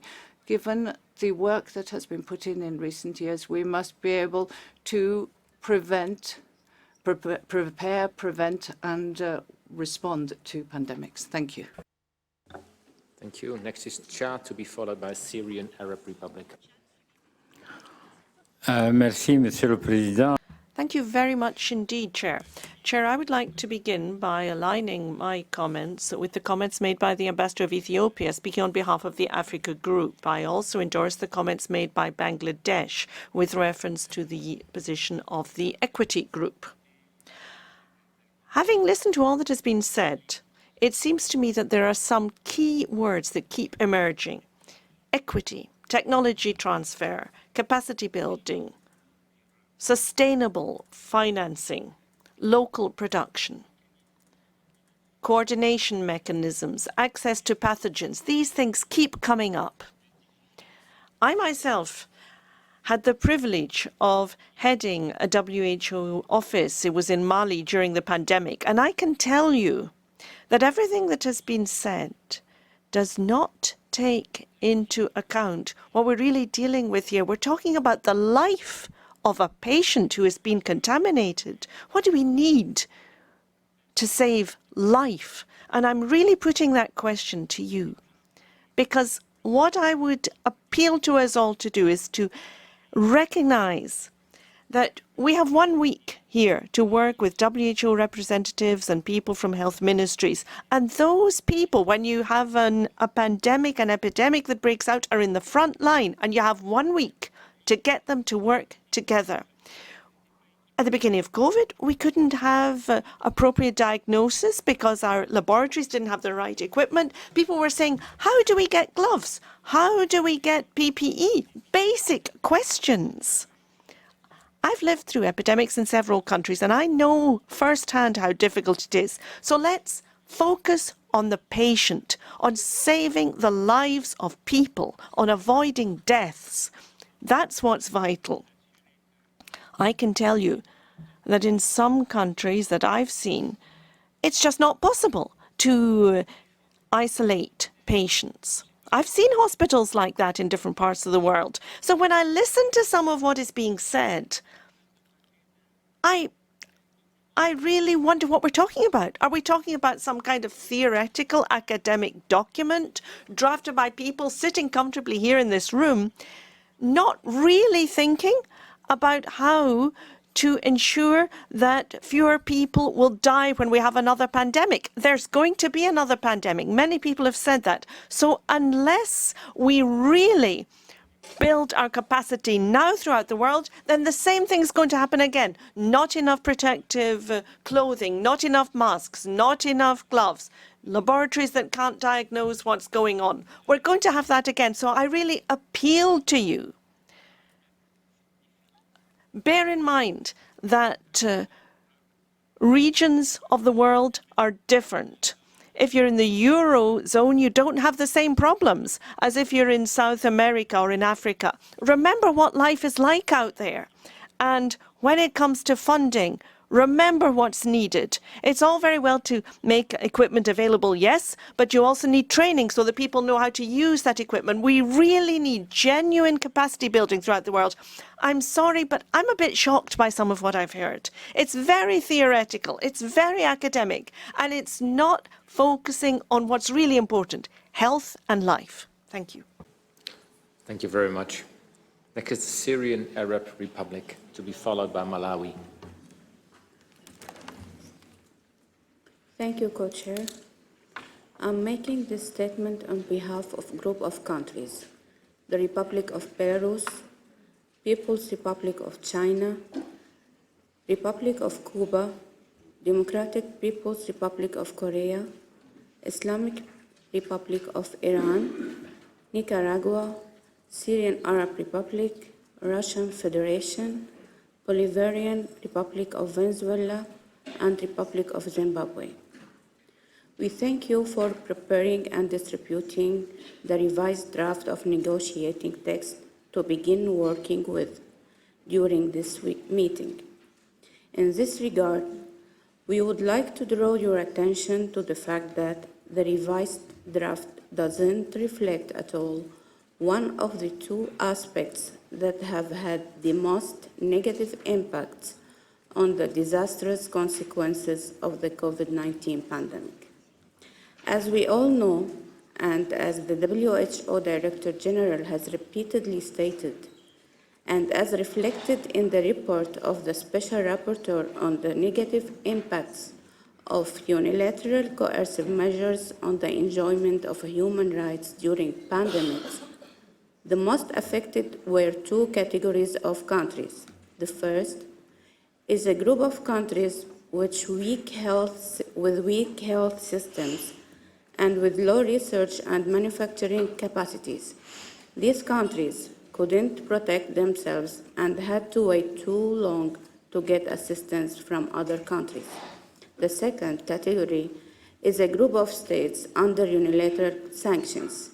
These countries face the devastating effects of unlawful unilateral coercive measures, which harmed and/or prevented the purchase, payment, and delivery of medical supplies, and they were also prohibited from receiving assistance. And the problem of the second group of countries remains unaddressed, then the IMB will end up with a document which will be up to 50% ineffective from the very initial step. We are sure that neither we nor the Bureau nor the WHO Secretariat can allow this to happen. Mr. Co-Chair, during IMB 8 session, in our statement on behalf of 10 countries, we requested the WHO Secretariat to provide information on two issues. One, the effects on the continued unilateral coercive measures on the affected countries during the pandemic of COVID-19, and possible impact of UCMs on implementation of the future pandemic agreement.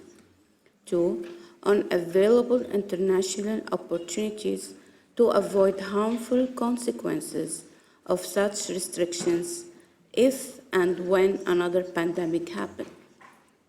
As well, we requested the Bureau to organize a briefing on these issues during a 2-week intersessional period, but it wasn't organized. We expect an immediate and definite update from the Secretariat along with the Bureau's plan to take into account this extremely important aspect. Thank you. Mr. Co-Chair, this is the end of the group of country statements, and on my national capacity, I would like to align our position with the statement delivered by Bangladesh on behalf of Group of Equity. Thank you very much. Thank you. Next is Malawi, to be followed by Mozambique. Thank you, Co-Chairperson, for giving my delegation the floor. Malawi aligns herself with the statement delivered by Ethiopia on behalf of the 47 member states of the WHO, African region, and Egypt. My delegation expresses gratitude to the Bureau for the progress made thus far in the INB process. We further commend the Bureau for the current text, which has captured important elements, and we believe will form a basis for negotiations. Co-chair, Malawi,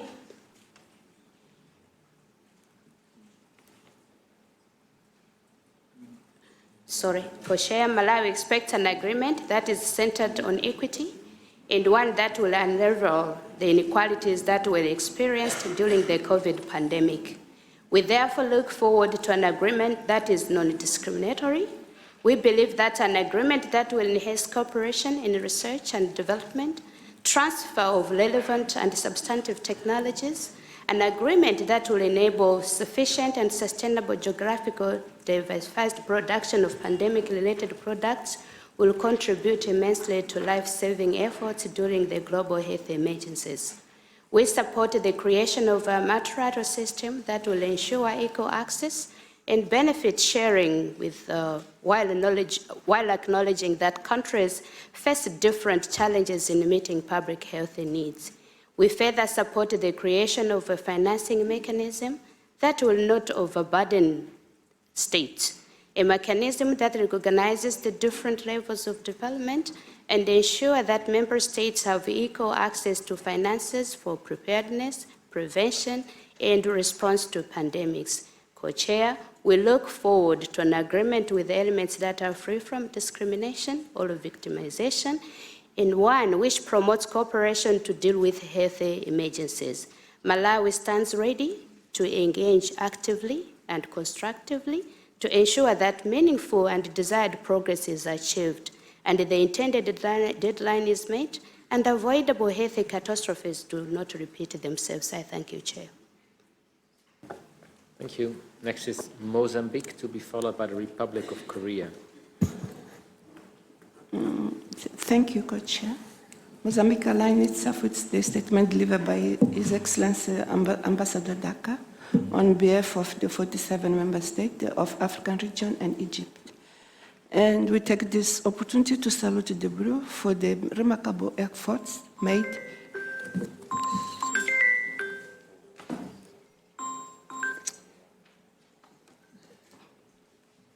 It's my son.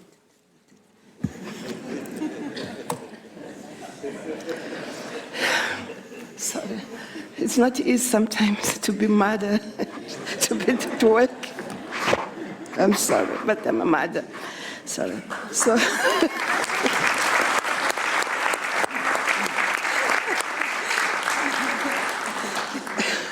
thank you very much.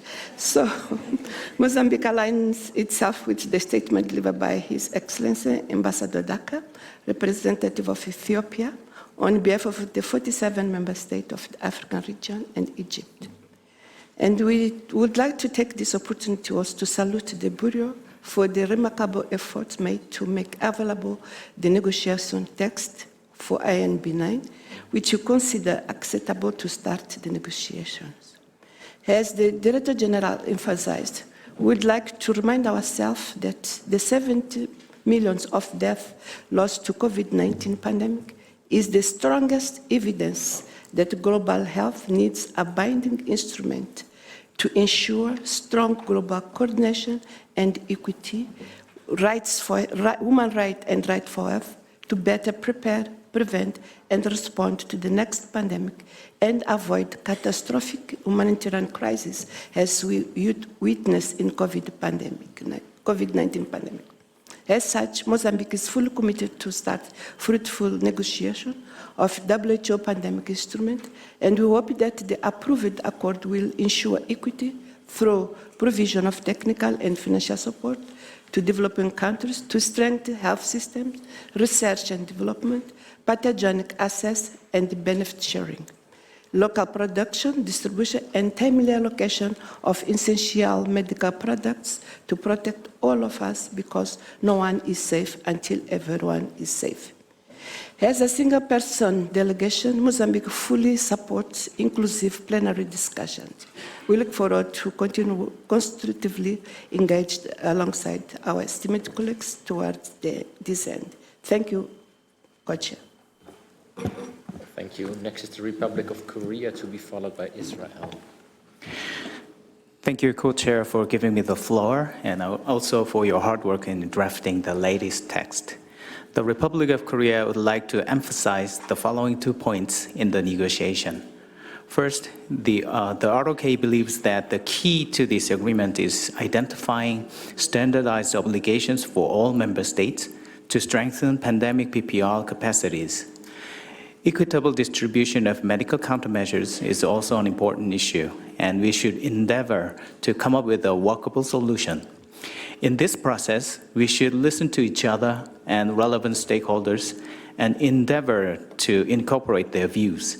This will ensure that what we agreed to in the agreement does not cause inadvertent negative impact on pandemic responses. Second, given the short time remaining, it is desirable for us to focus on the feasibility of the treaty and ensure that it can be implemented by as many member states as possible. As we have done so far, the ROK will consider all possibilities and enter the negotiations with an open mind. Thank you. Thank you very much. Next is Israel, to be followed by Pakistan. Thank you, Co-Chair. Israel would like to express its support for the current process. We would like to thank all the members of the Bureau for their commitment and tremendous efforts in developing the revised draft. We would also like to take the opportunity to thank the WHO Secretariat for their support in facilitating this important process. The UNB process is critical in achieving better global health for all. As such, we need to ensure this tool is adequate to address future challenges. As said by others, we believe the revised text is a step backwards. It is not streamlined enough, nor captures the progress made through the subgroups, in addition to containing non-consensual elements.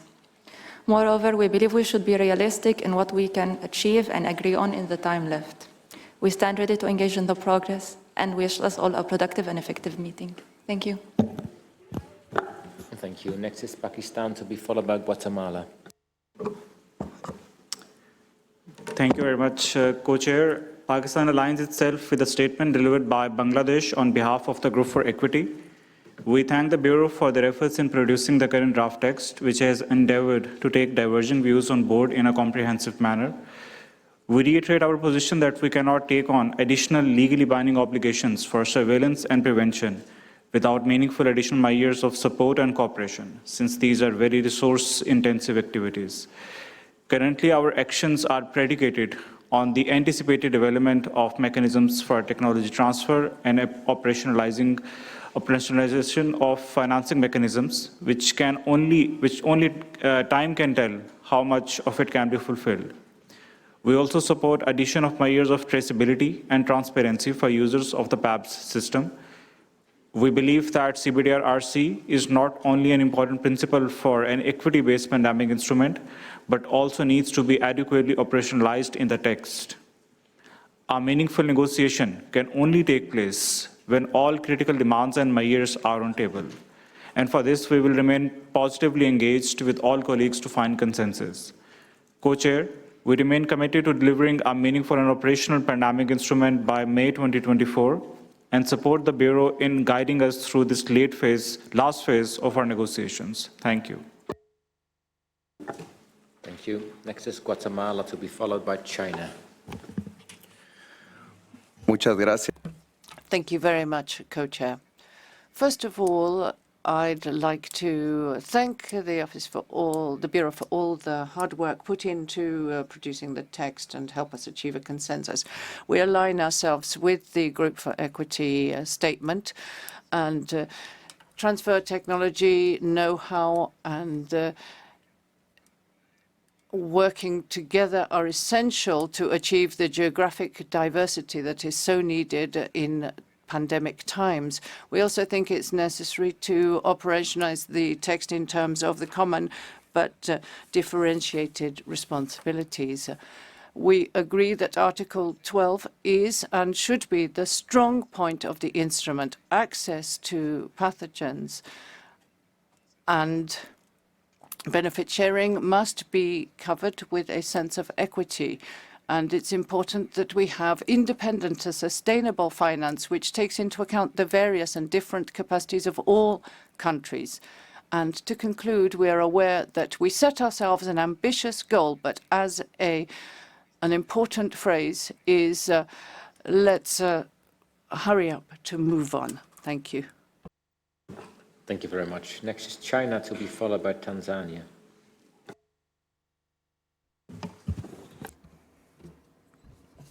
Thank you, Mr. Chair.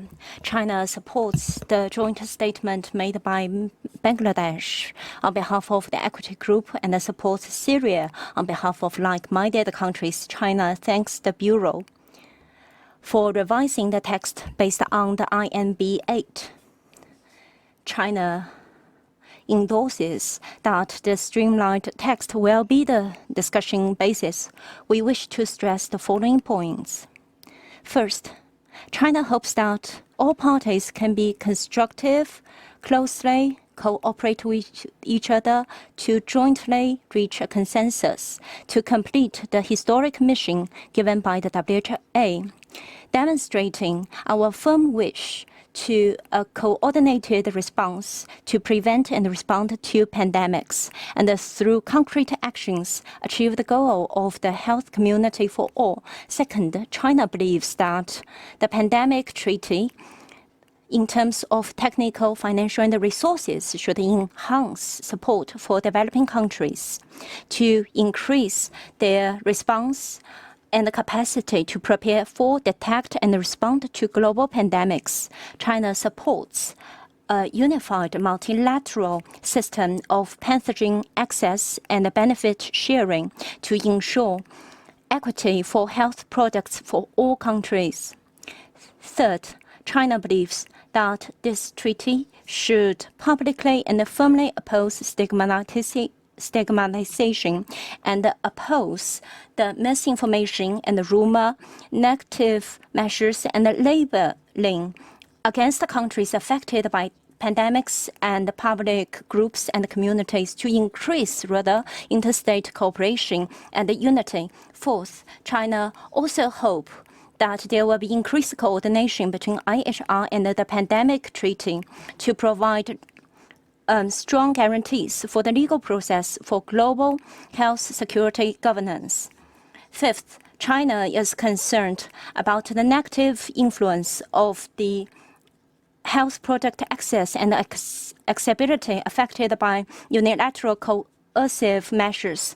It's a pity that, according to Article 13, we do not discuss the negative influence of the coercive measures against the response to pandemic. We believe such coercive sanctions seriously undermine the right of life and the right of health for affected countries. This is not in line with the treaty goal and principle. We hope there will be resolutions in the treaty. China will always take part in negotiation, demonstrate the spirit of unity, and complete the task given by the WHO and work with all. Thank you. Thank you very much. Next is Tanzania, to be followed by Colombia. Thank you, Chair. The United Republic of Tanzania aligns with a statement made by Ethiopia on behalf of Africa member states and Egypt, and that made by Bangladesh on behalf of the Group of Equity. Chair, indeed, it is historical. We are nearing the finishing line of negotiation when the history will be written that once upon a time, member states gathered in Geneva to work together to make this world a better place. This was the time when the member state agreed to seize the opportune moment brought by the experience of COVID-19. I don't know which type of the story each one of us would like to be written, but I'm optimistic that each one of us would like to be a good one. As iterated by the Director General, it will be unfair for the future generation if we forget the death, trauma, poverty, and deepening inequity brought by COVID-19. We agree with you, Chair, that it is time to deliver. It is our time now to deliver to this noble promise to the world. Time to deliver our promise and to the commitment made by our leaders during high-level meeting last year. failure is not an option. United Republic of Tanzania is ready to negotiate. Yes, we all feel grumpy in some articles, but we are happy that this is no longer pocho pocho. We look forward with hope for an engaging IMB 9, which will deliver to the promise and where we will all look back and say, we were unprofitable servants, we only have done that which was our duty to do so. Thank you very much, Chair. Thank you very much. Next is Colombia, to be followed by Indonesia. Muchas gracias, señor Thank you very much, Co-Chairs. Colombia aligns itself with the statement made by Bangladesh on behalf of the Group for Equity. We're at a crucial point to put specifically into words all the conversations we've had over the last 2 years. And so we are grateful to the Bureau for the text that has been provided so that we can start our negotiations, and we need to adjust it on the basis of our dialogue in coming days. We aim to play a constructive role in these negotiations, and we would like to echo some of the statements we've heard where we need to find a common ground. But these points must be precisely that. Points where the balance cannot go just one way or the other. So, as we heard, with the support of everyone, we can fill the basket. Our delegation considers that this can be achieved through everyone's efforts, and we've seen it in a provision such as that on technology transfer, which still needs more adjustments to become a provision that really allows effective technology transfer, in particular to developing countries, so we can have a better preparation and response to pandemics. But we have seen it develop in a favorable manner to work towards what we would like to see from this instrument. Our small delegation is committed to this effort so that we can have a pandemic instrument which reflects and makes real something beyond the current status quo. Thank you. Thank you very much. Next is Indonesia, to be followed by the Russian Federation. Thank you, Chair. Indonesia would like to thank the Bureau for their hard work, as well as the co-facilitators for their assistance in moving the process forward. Indonesia aligns itself with the statement made by Bangladesh on behalf of the Group for Equity and by India on behalf of the Southeast Asia. We would like to highlight once again the importance of making use of this once-in-a-generation opportunity to finalize an ambitious text that puts equity at its core, to reform the global health architecture and strengthen the future pandemic preparedness, prevention, and response. As DG quoted my minister's statement at the G20 health ministers last week, a deal will not happen if everyone is entirely satisfied or entirely unhappy. It requires a balance where everyone is slightly grumpy. That's the principle of negotiations. We are prepared to embrace this approach. We may need to be slightly grumpy with each other, but we shall move forward and get the job done by May. Now, on the discussions for this week, we would like to highlight the following. On the funding mechanisms, we would like to highlight that the pandemic fund could be one of the existing mechanisms to finance this pandemic agreement.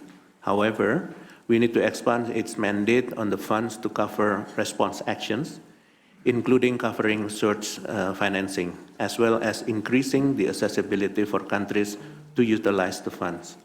We would also need to address the governance issue as highlighted by many countries.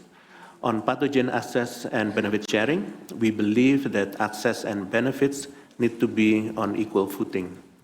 The obligation to share pathogens is as critical as sharing the benefits arising from the use of those pathogens, especially in critical times. We believe that fairness, equity, and solidarity should be upheld together, as happened during the COVID-19 solidarity trial. On process, as others, we would like to highlight the importance of inclusivity and ownership of member states in the negotiating process. Any parallel of breakaway process may jeopardize the ability of smaller delegations to participate actively in the process. We remain committed to work hard and constructively engage in the negotiation process towards a consensual, final, and historic documents. Thank you. Thank you. Next is the Russian Federation, to be followed by Nigeria. Co-Chair, Director General, colleagues, we are grateful to the Office and the Secretariat and all of those participating in discussion of this draft document for the serious efforts that have been made to prepare for discussion of this text. We understand that we're working to achieve a balanced international document that would make a valuable contribution to pandemic preparedness. Such a document should be based on the principles of consensus, equality, equity, taking into account the experience of all countries, sovereignty, observing the public order and the culture of participating countries, achieving clinical and medical health goals. This is something that should bring countries together, not divide them. That being so, we support what has been said by Syria, speaking on behalf of a group of countries with reference to the inadmissibility of sanctions when it comes to the health sector, and we call on everyone to take tangible steps in that regard. Today, in the light of what has been said about the text of the agreement, we see once again that we underscore the magnitude of the task facing us, the office, as the coordinator of this process. However, we do believe that today's text can be a platform upon which we can negotiate. We have to recognize how important it is that we make it possible to achieve progress. We're at a turning point today. From having had an exchange of views, we now have to move into a situation where we agree upon a text that includes specific obligations. We therefore must focus on those steps that do not give rise to disagreements that cannot be bridged. That does not mean that all of the other issues should be ignored. On the contrary, it means that having established a new mechanism for interaction on issues relating to a pandemic, we will be able then effectively to discuss new and complex issues in a more dynamic format. Otherwise, sadly, we will not get anything at all. We are sure that this kind of approach would allow us to complete the work before us before the forthcoming assembly and not waste time. Thank you. Thank you. Next is Nigeria, to be followed by Niger. Thank you, Chair. Nigeria aligns with the statement delivered by Ethiopia on behalf of the 47 member states of the African region and Egypt. We'd like to thank the co-chairs and the Bureau, the member states and the Secretariat for the success achieved so far. In this IMB9, our opportunity to attain a milestone is before us. This stage of the negotiation, more than before, requires sacrifices, compromise, and considerations on the basis of our common humanity. In our estimation, the revised negotiating text of the pandemic treaty has made reasonable progress. However, it is useful for major inputs to be further made on the text.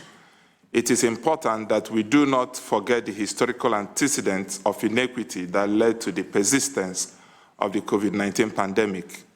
Addressing inequity in global health governance, especially during pandemics, is very key and should remain the focal consideration in this IMB9. Access and benefit sharing, equitable, fair, and unhindered access to health products, reinforced and scaled up level of international collaboration and cooperation and solidarity, equitable representation in governance, and enormous commitment to sustainable and predictable financial mechanism should be emphasized in the conclusion of this process, as well as in its operationalization. As we begin this process, it is vital to highlight the importance of a pandemic treaty that will equitably and maximally protect all parts of the global community in an event of a pandemic. If some countries have capacity and some others do not, It would undermine joint global response in a pandemic. It is important to ensure that all countries and regions are able to have appreciable level of capacity in pandemic prevention, preparedness, and response. As evidence shows, no country or region or individual is exceptionally secure until all others are. This concept places on us the trust of collective responsibility to negotiate a pandemic agreement that will effectively ensure global pandemic prevention, preparedness, and response on behalf of this generation and the future generation. On the method of work, we acknowledge that all parts of the agreement are important. However, it might be strategic to begin with the more difficult aspects, where divergence of member states is still far. Also, it is important to unify our efforts in a single inclusive process at this time, as additional subgroup meetings may constrain smaller delegations. In history, people who lived in the past have always been able to rise up to the occasion to overcome major challenges of their time. We cannot be different in our time. Fortunately, we have what it takes to do this and should therefore show our resolve and determination to have a pandemic agreement that is balanced and equitable. As other delegations, Nigeria looks forward to engaging in this process, in this session of the IMB for a fruitful and productive outcome. Thank you. Thank you very much. Next is Niger, to be followed by Uganda.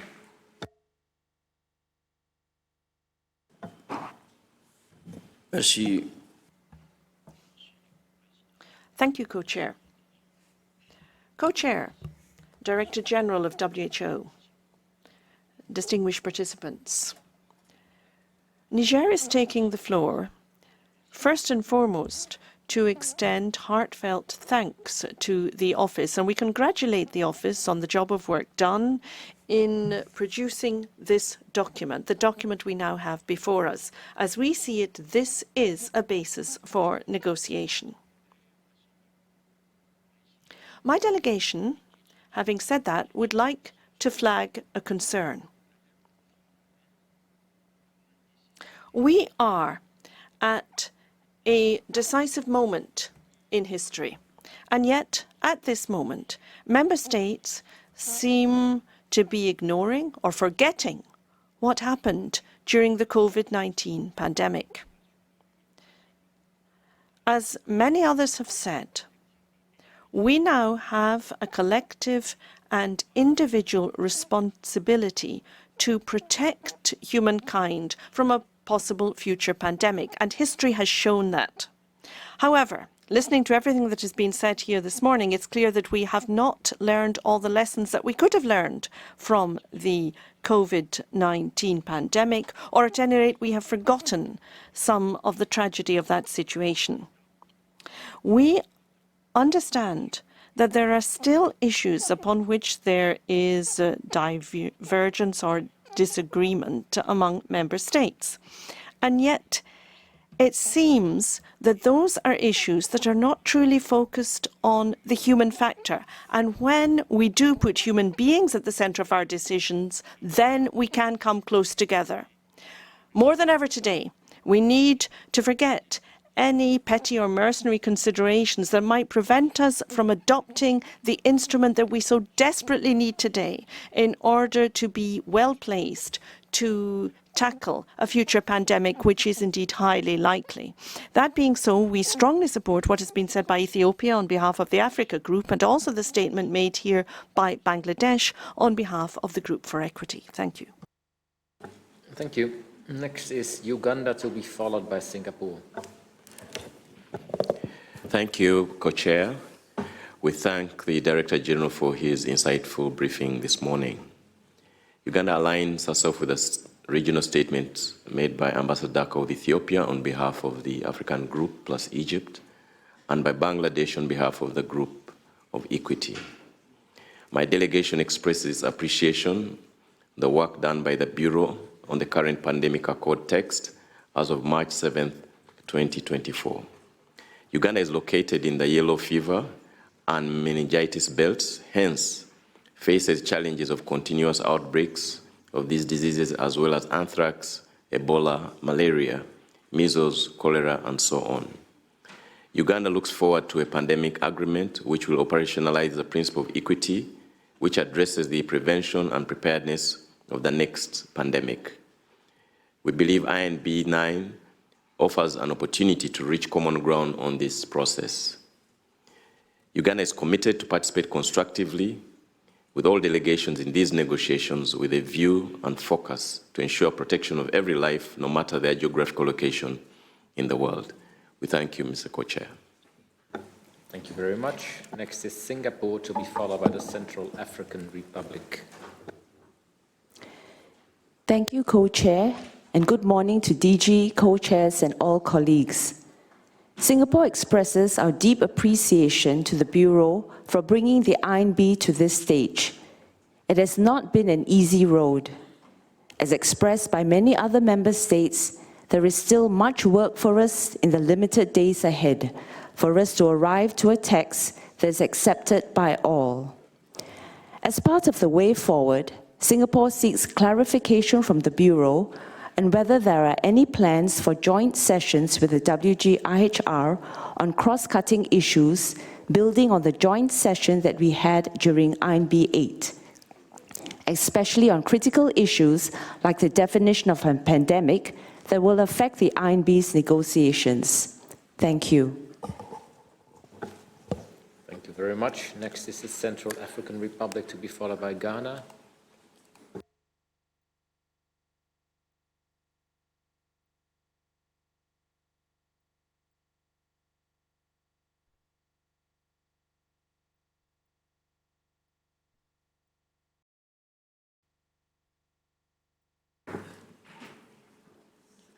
Then we go on with Ghana and come back later to the Central African Republic. Thank you very much. We align with the regional statement delivered by Ethiopia. And we also align with the distinguished delegate of Niger on the human factor.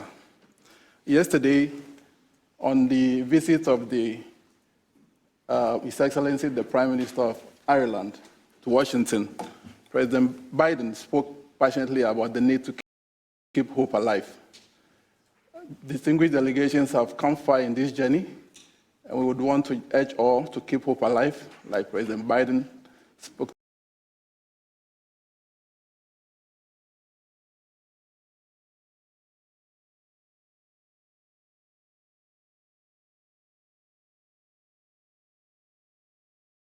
to yesterday, and then let's make progress. Thank you.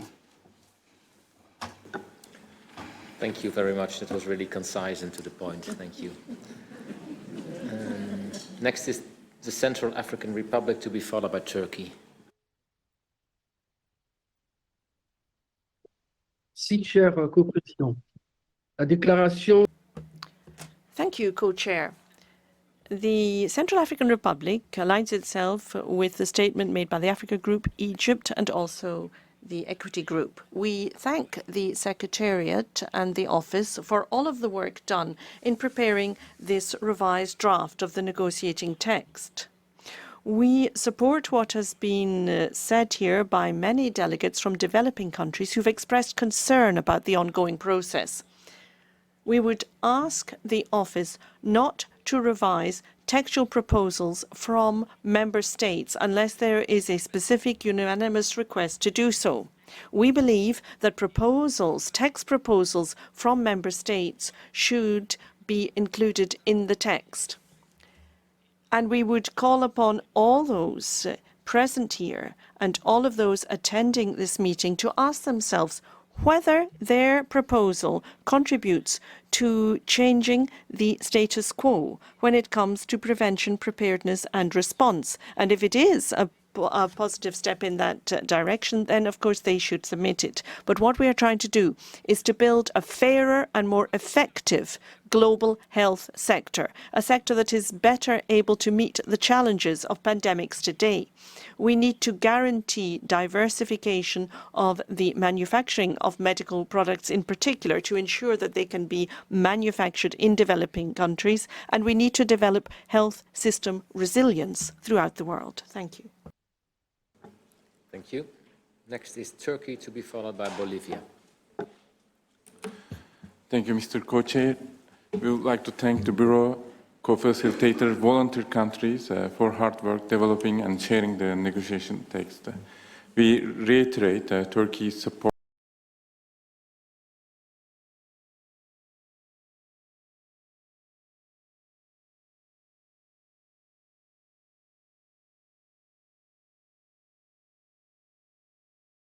for G20 statement. Preventing the future pandemics is a crucial duty for humanity. The responsibility is on our shoulders.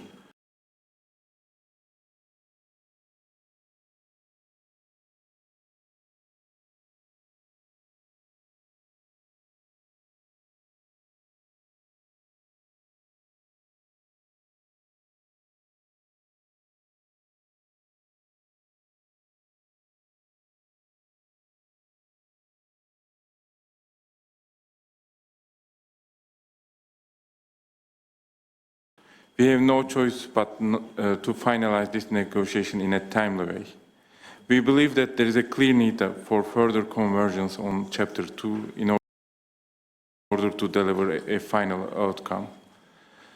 Turkey reiterates its commitment to the process and ready to contribute positively to the advancement of the text that should be balanced, effective, and fit for purpose. It's important that negotiation process should be inclusive, but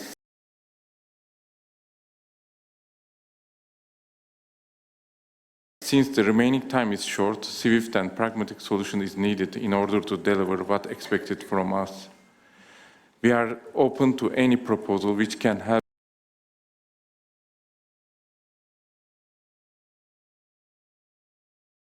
to expedite the process. And we would like to make echo to distinguished representative of Japan, and we have to avoid non-consensual language and concept. This is an opportunity we cannot miss. We thank you. Thank you. Next is Bolivia, to be followed by Palestine. Gracias, Presidente. Thank you, Chair. We would like to thank the Office for drafting the document for this INB meeting. We support it and we believe that it is a good basis for negotiation. It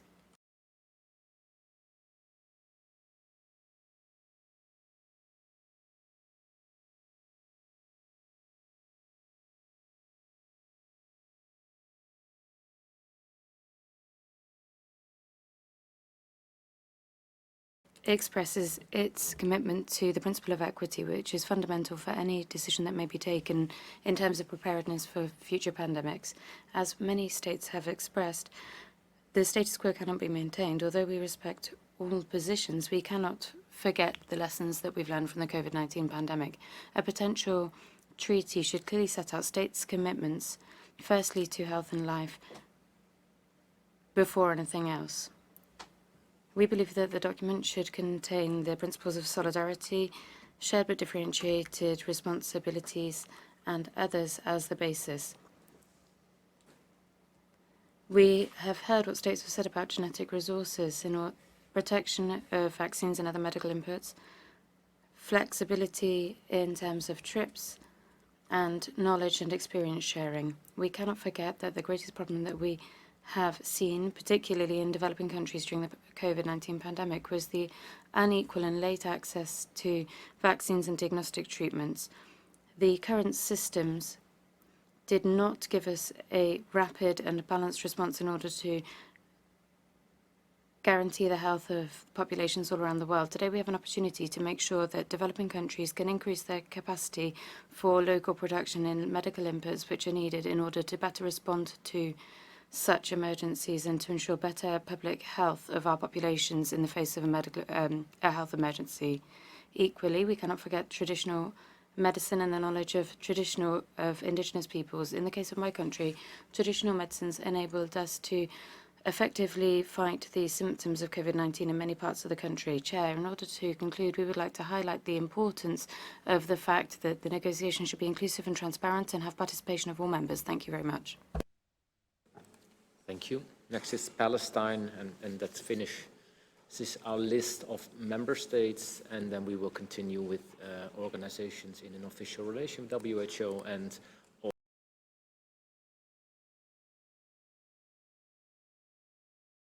all civil society.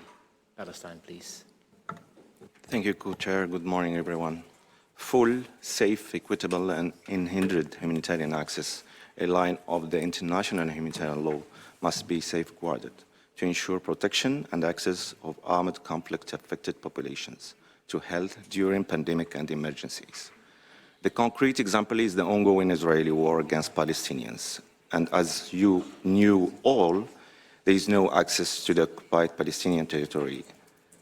Gaza Strip enclave, because of the occupying power Israel continuous bombing and full control of all borders, sea, air, and land. How can we implement the treaty and reach Palestinians in occupied Palestine if you have no access to this occupied territory? Palestine has no more routine vaccination activities for newborns and no medicines for treating communicable diseases, and we have a high risk of accelerated disease spread. We express our deep concern about access. Access is a big challenge. We cannot move forward if we ignore this essential element, unhindered access. We have to protect this slogan, leaving no one behind during pandemic situations in all time and in all situations and environment. Unhindered access to vaccines is not a luxury, neither a pure trade or business for big pharma. We have to put the human being in the center of our pandemic treaty. Our goal is saving life, isn't it? So let's work for health for all. If we want really to move forward together, we have to listen to each other's concerns. Doing so, we can be more constructive collectively.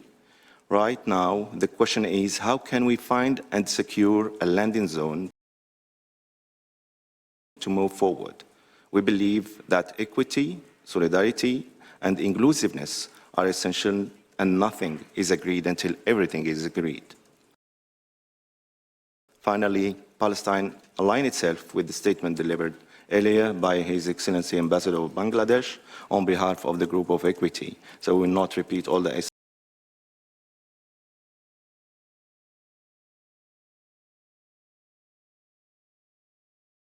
essential elements raised earlier, Article 10, 11, 13, 14, 19, and 20. I thank you.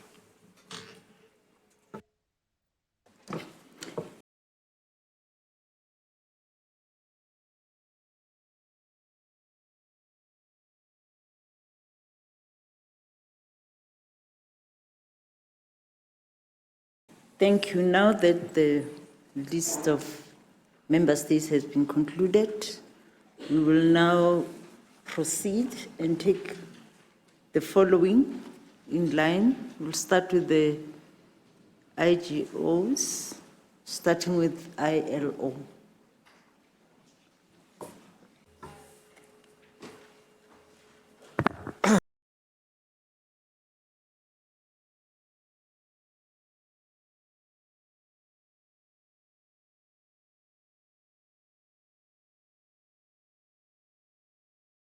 Thank you, co-chairs. We thank the Bureau, all member states, and the Secretariat for their efforts in advancing with the negotiating process.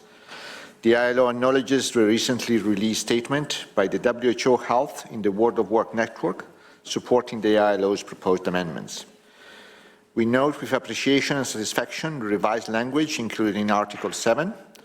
It takes into account ILO's suggestions in relation to the protection of decent working conditions for health and care workers, as well as other essential workers who made a critical contribution during the pandemic. In this regard, we strongly believe that the term essential workers should also be included in the title of Article 7 to ensure consistency. Similarly, we recognize and support the concerns highlighted by some member states regarding the need to reinforce the current draft by including adequate measures ensuring protection of workers who are essential for the normal functioning of supply chains, such as seafarers and other cross-border transport workers. We must not forget that more than 80% of world trade is moved by sea, and supply chains cannot work without seafarers and other cross-border transport workers. Therefore, learning from the painful lessons of the COVID-19 pandemic, we must recognize the fundamental necessity of facilitating their transit and transfer and ensuring their access to medical care in time of crisis. Unquestionable evidence from the COVID-19 pandemic has shown us that energy, food, medical, and other essential supplies cannot be provided without a functioning and well-protected workforce of seafarers and other cross-border transport workers. The ILO remains committed to promoting decent work, social justice, and effective labor governance in pandemics.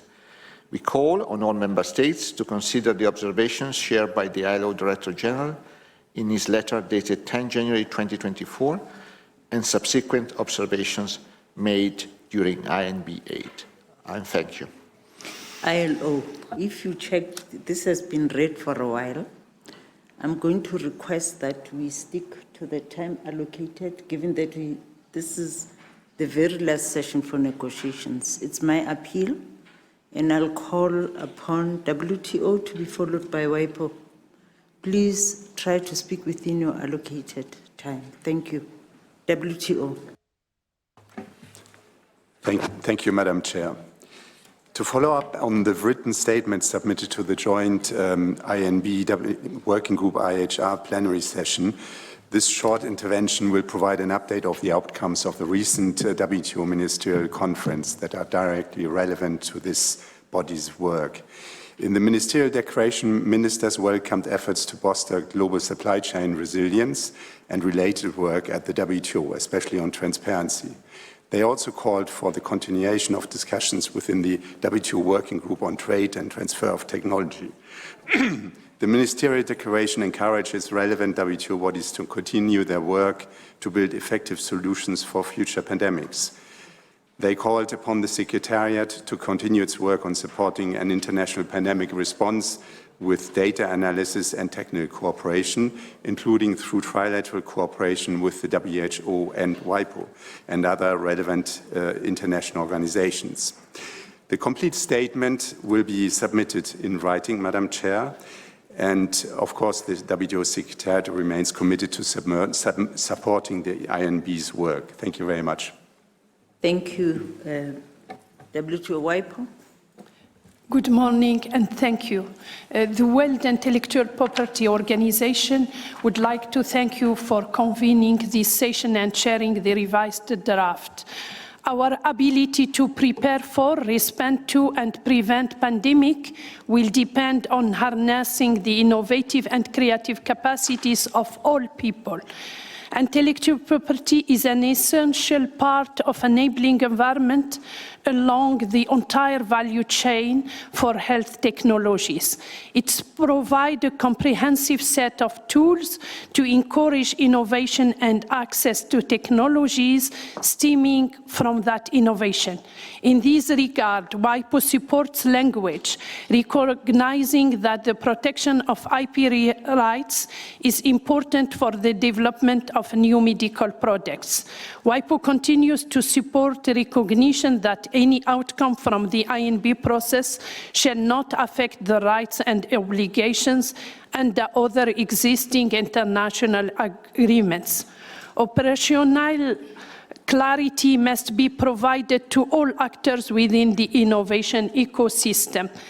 WIPO remains available to provide its extensive technical expertise, including through the framework of the WHO, WIPO, WTO trilateral cooperation, to support member states in their consideration of relevant topics, including during informal intersessional groups. Thank you.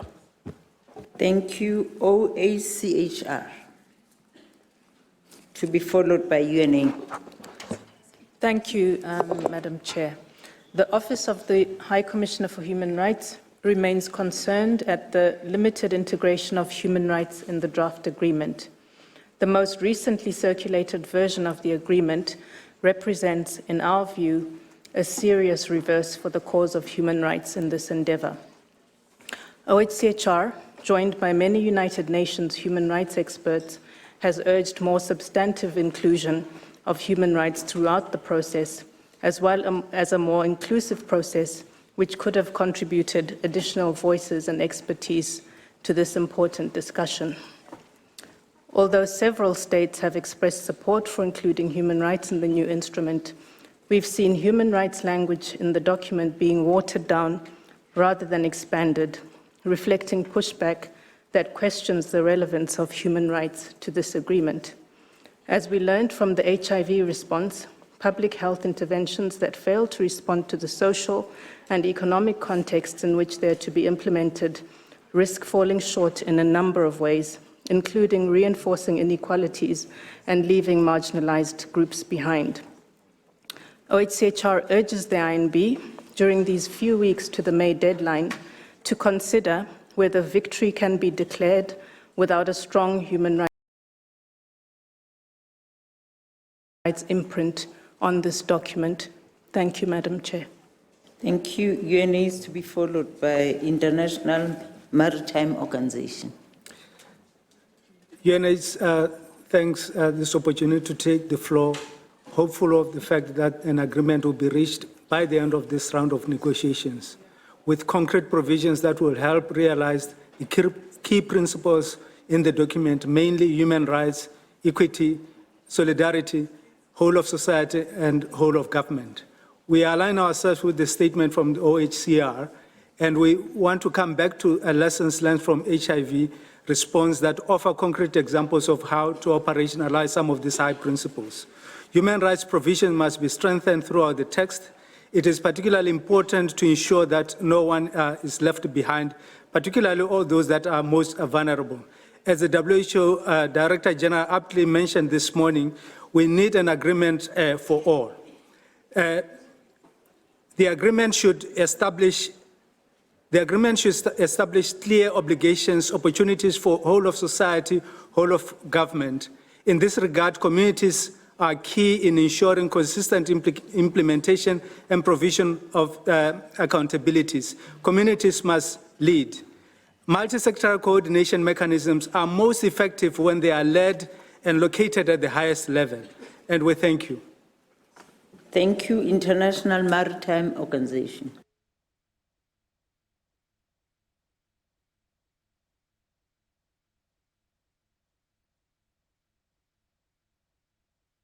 International Maritime Organization.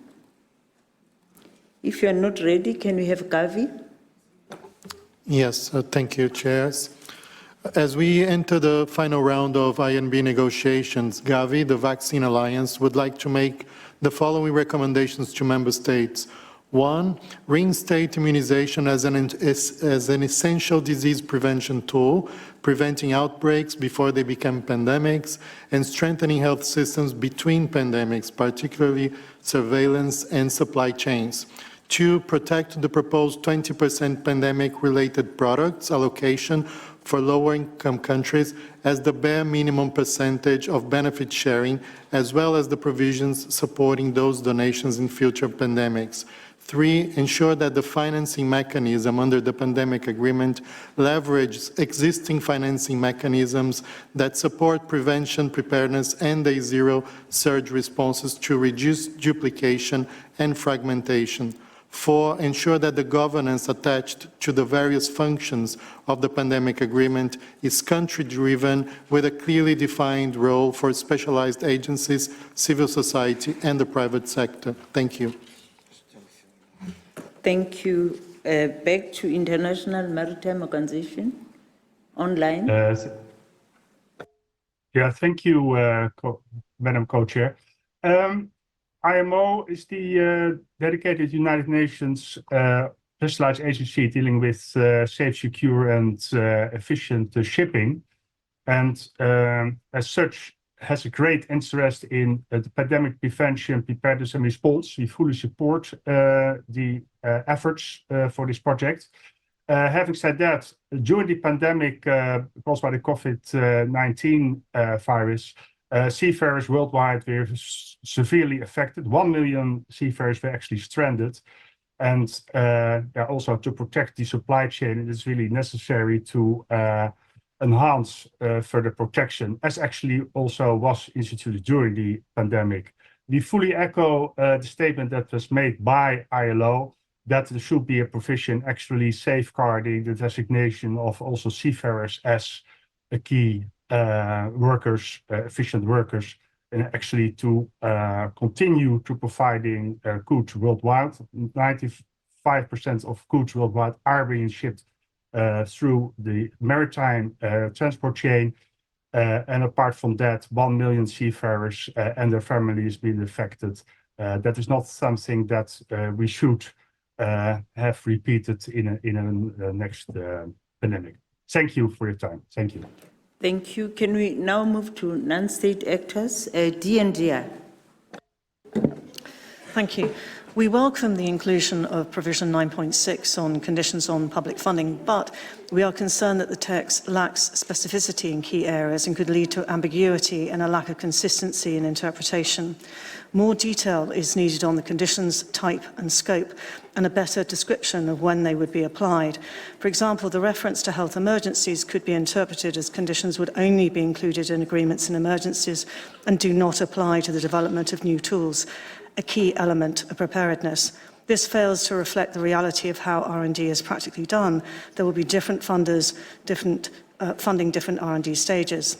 To enable effective and equitable development, as well as access to health products, there needs to be consistencies across funders and in the text on the conditions agreed and applied before an emergency during the pandemic phase. Thank you.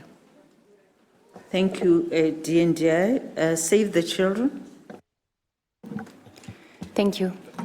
Children have mostly been spared by the direct health impacts of the COVID-19 pandemic, but suffered greatly from indirect effects on their health and well-being.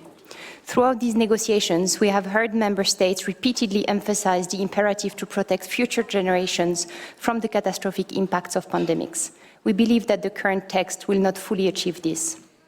We see some progress on health systems resilience in the draft, in particular to sustain essential health services, but are deeply concerned by the regression in language on people in vulnerable situations, fundamental rights, including the right to health, and on the limited emphasis on the pivotal role of civil society and communities in pandemic prevention, preparedness and response.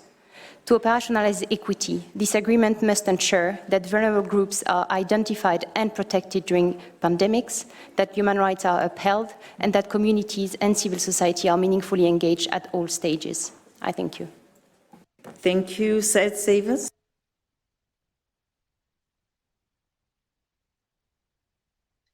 Thank you, Co-Chair. The right to health is pivotal to PPPR and is inseparable from equity. We welcome Article 3, subparagraph 1, but the right to health is not given full meaning in other provisions of the Accord. For example, the definition of persons in vulnerable situations is not aligned with the WHO Constitution, defining health as a state of complete physical, mental, and social well-being, and not merely the absence of disease or infirmity. Strengthening this definition is critical to ensure the right to health in PPPR. Also, measures at national level in Articles 6, 16 and 17 should reflect the interdependence of the right to health with associated human rights, including non-discrimination.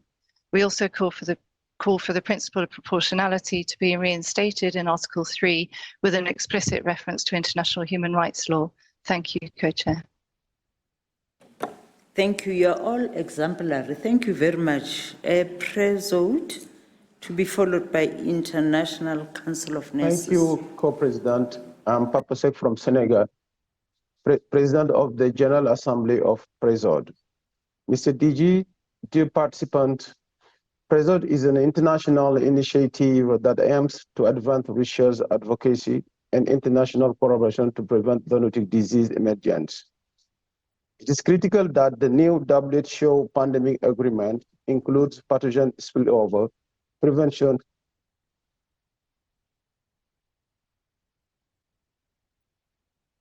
it is critical that the new WHO pandemic agreement includes pathogen spillover prevention as a key to address the drivers of zoonotic disease emergence and prevent the next pandemics. It is widely acknowledged that the cost of prevention is 100 times less than the cost of responding to pandemics. Nevertheless, combating unknown pathogens presents significant challenges. We must understand the characteristic of emerging pathogens as well as the factors driving their increasing rate of emergence. We must address upstream emergence causes such as the wildlife trade and markets, intensive breedings in low biosecurity settings, biodiversity loss, deforestation, and climate change. Therefore, it's crucial to integrate proactive prevention along with preparedness strategies.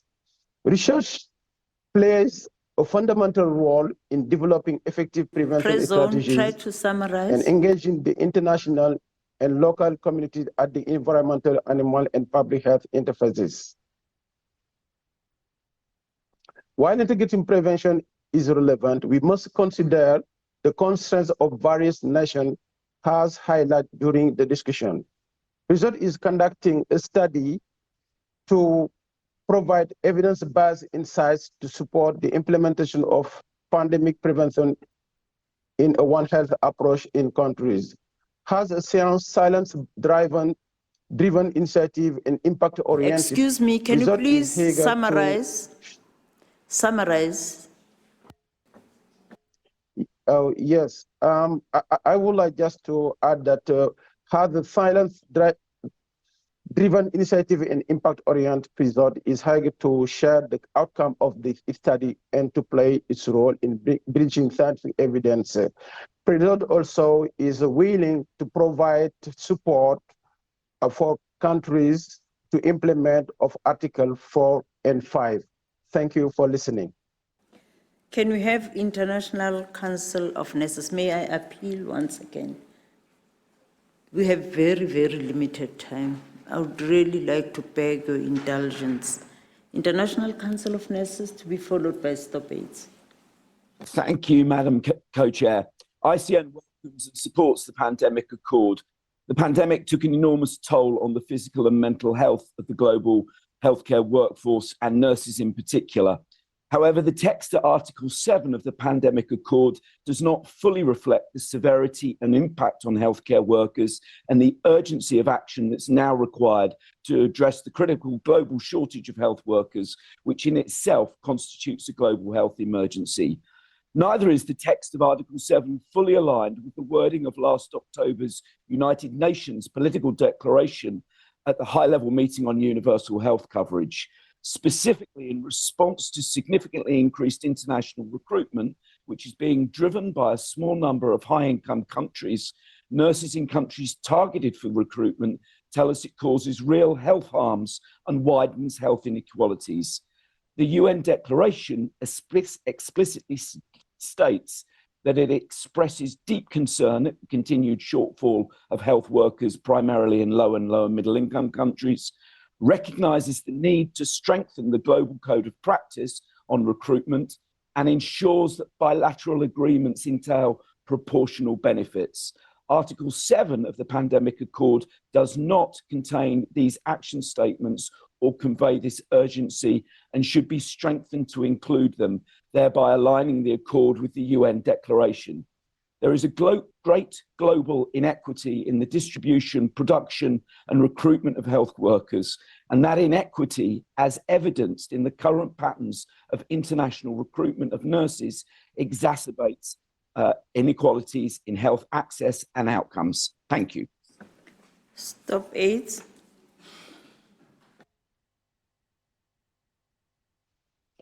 Thank you so much, Chair. We would like to express our concern that with each version of the text, there is a weakening of already limited human rights language and commitments. We urge Member States to reintroduce the right to health in Article 2, to detail the right to the highest attainable standard of health as a distinct principle under Article 3, and to reintroduce the recently removed obligation to develop and implement policies that respect, protect, and fulfill the human rights of all people in Article 16.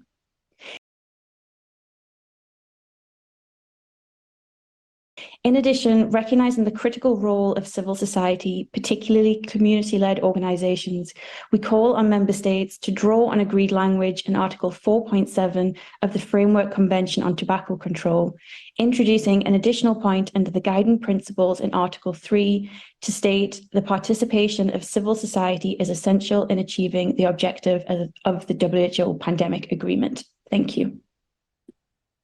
Thank you. Can we have Pandemic Action Network? Thank you. I deliver three main messages today on behalf of Pandemic Action Network and civil society partners. First, we implore you to strengthen the text over the next 2 weeks and bring it to a place where seizing this historic opportunity is within reach, leading to a meaningful agreement announced at the 77th World Health Assembly. Second, while we will be your partners in the quest to deliver an agreement, there is a minimum standard the world needs to uphold. We expect to see an agreement that has equity at its heart and not charity. Third, we want to leave you with the case for more civil society engagement, not only in these last crucial deliberations, but also in future processes set up by this agreement. We say to every member state in the room, civil society, from community groups to policy experts, can help advance this process at this crucial stage and can help communicate publicly the importance of this agreement. Let's work together to get an equitable deal done. Thank you. Thank you. Panel for a Global Health Convention, to be followed by Oxfam. Thank you. I will focus on the issue of compliance and the pandemic agreement, noting strongly that there is no place for blame or sanctions in this. My panel is concerned, though, that the idea of a compliance and implementation committee has gone from the text. We do believe that we need a body or a committee reporting to the Conference of Parties and with appropriate staff to make assessments of the further development of preparedness, response and all the commitments in the agreement. We think this belongs and should be owned by the states parties, and this is fairly similar to the assessment of progress of the Paris Accords for climate change. If we want an agreement that is seen to be for the whole of society, then we need transparency. Citizens, parliaments and civil society should be able to find out whether the commitments in the treaty are being delivered by their own country and across the world. Thank you. Thank you. Oxfam, to be followed by Medicines, Law and Policy. Thank you. This is scheduled to be the meetings that reach a consensus document on how to protect everyone, everywhere, from the threat of pandemics. Now is the time to commit to measures that achieve equity and human rights, including the right to health and the right to the fruits of science. The US and the EU set examples by implementing and proposing measures to ensure technology development and transfer and to remove IP barriers to enable innovation and access for their population. Similar measures need to be included in the accord. The litmus test is whether the agreement can deal with the threat, disease X or pathogen, like Mpox currently killing people in DRC. Would the accord enable diverse production of products by sharing the products, sharing technology and know-how, especially via existing mechanisms like the Medicine Patent Pool and the WHO Health Technology Access Pool, and removing IP barriers and enabling benefit sharing? The world needs transformative changes to put lives before profit. Thank you. Thank you. Innovate, to be followed by IFPME.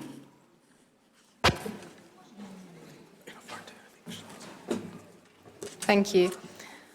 The language in the preamble is misleading by signalling that intellectual property is not a barrier. It should recognise the importance of public financing alongside intellectual property. Only mentions concerns about the effect of intellectual property rights on prices, but should also mention the availability of products and technology transfer.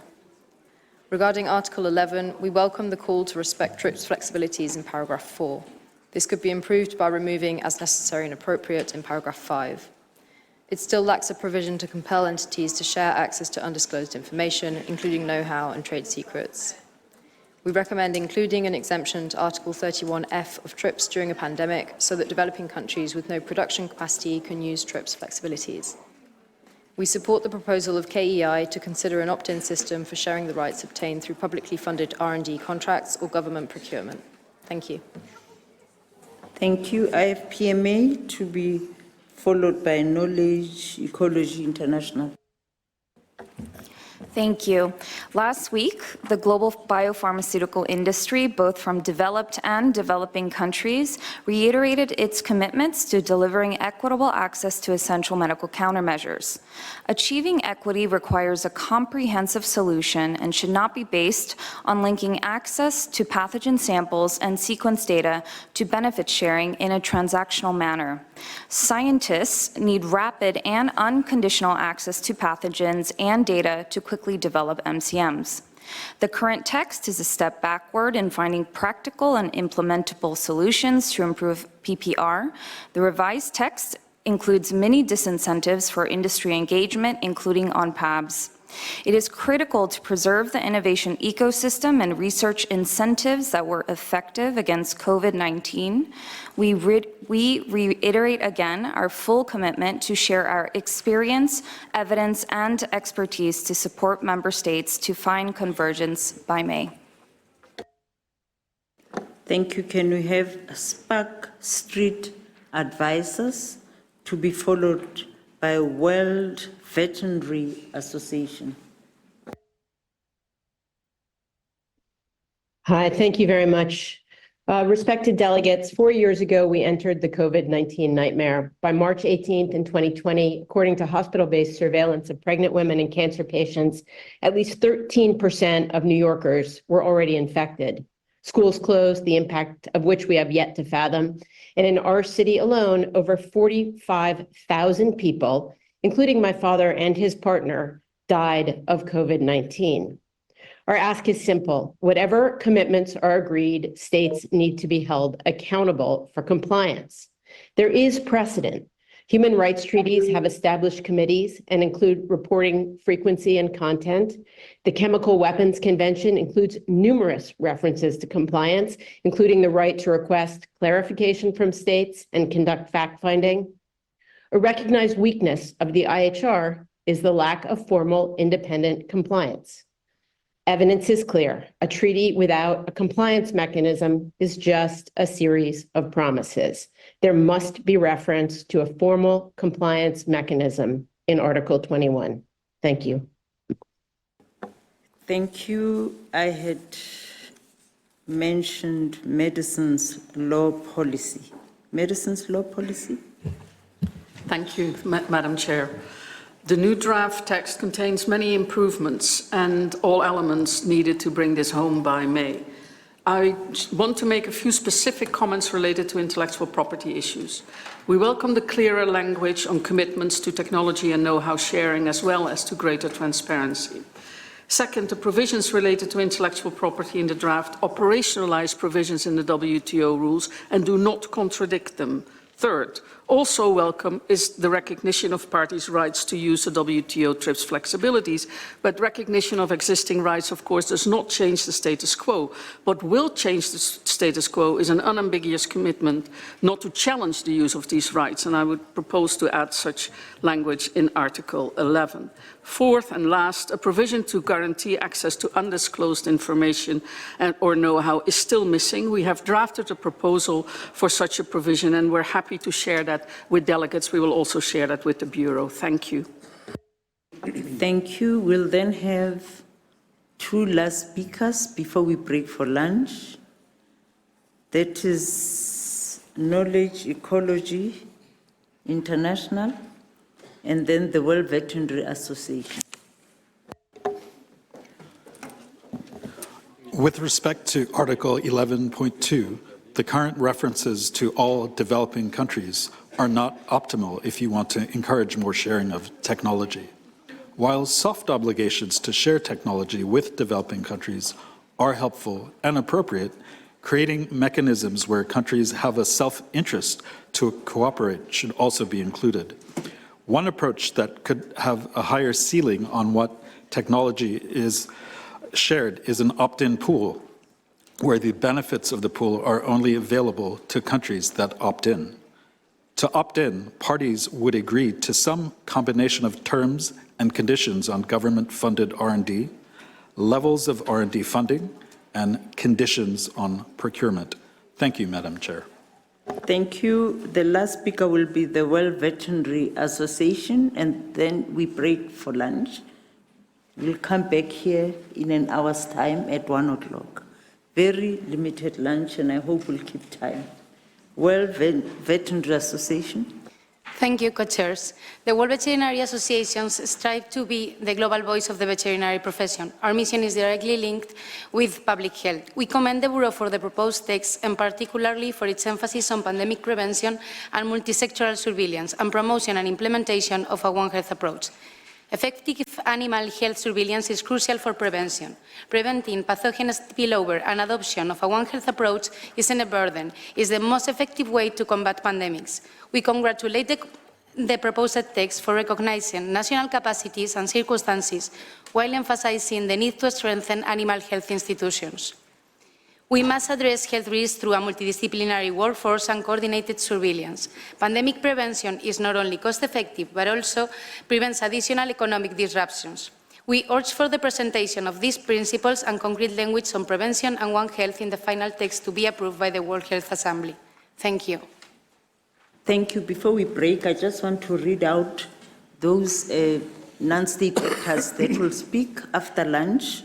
It is the Public Service International Coalition for Animals Protection, the NCD Alliance, Medicine Sans Frontier, Stitching Health Action International, UAC 2030, South Center, 4PAWS, John Hopkins Center for Health Security, and finally, Wildlife Conservation Society. So we will, and Third World Network, so there are two more. Yes. So those are two that will add to the list. We'll now break for lunch, and lunch is served. Thank you. Back at 1 o'clock.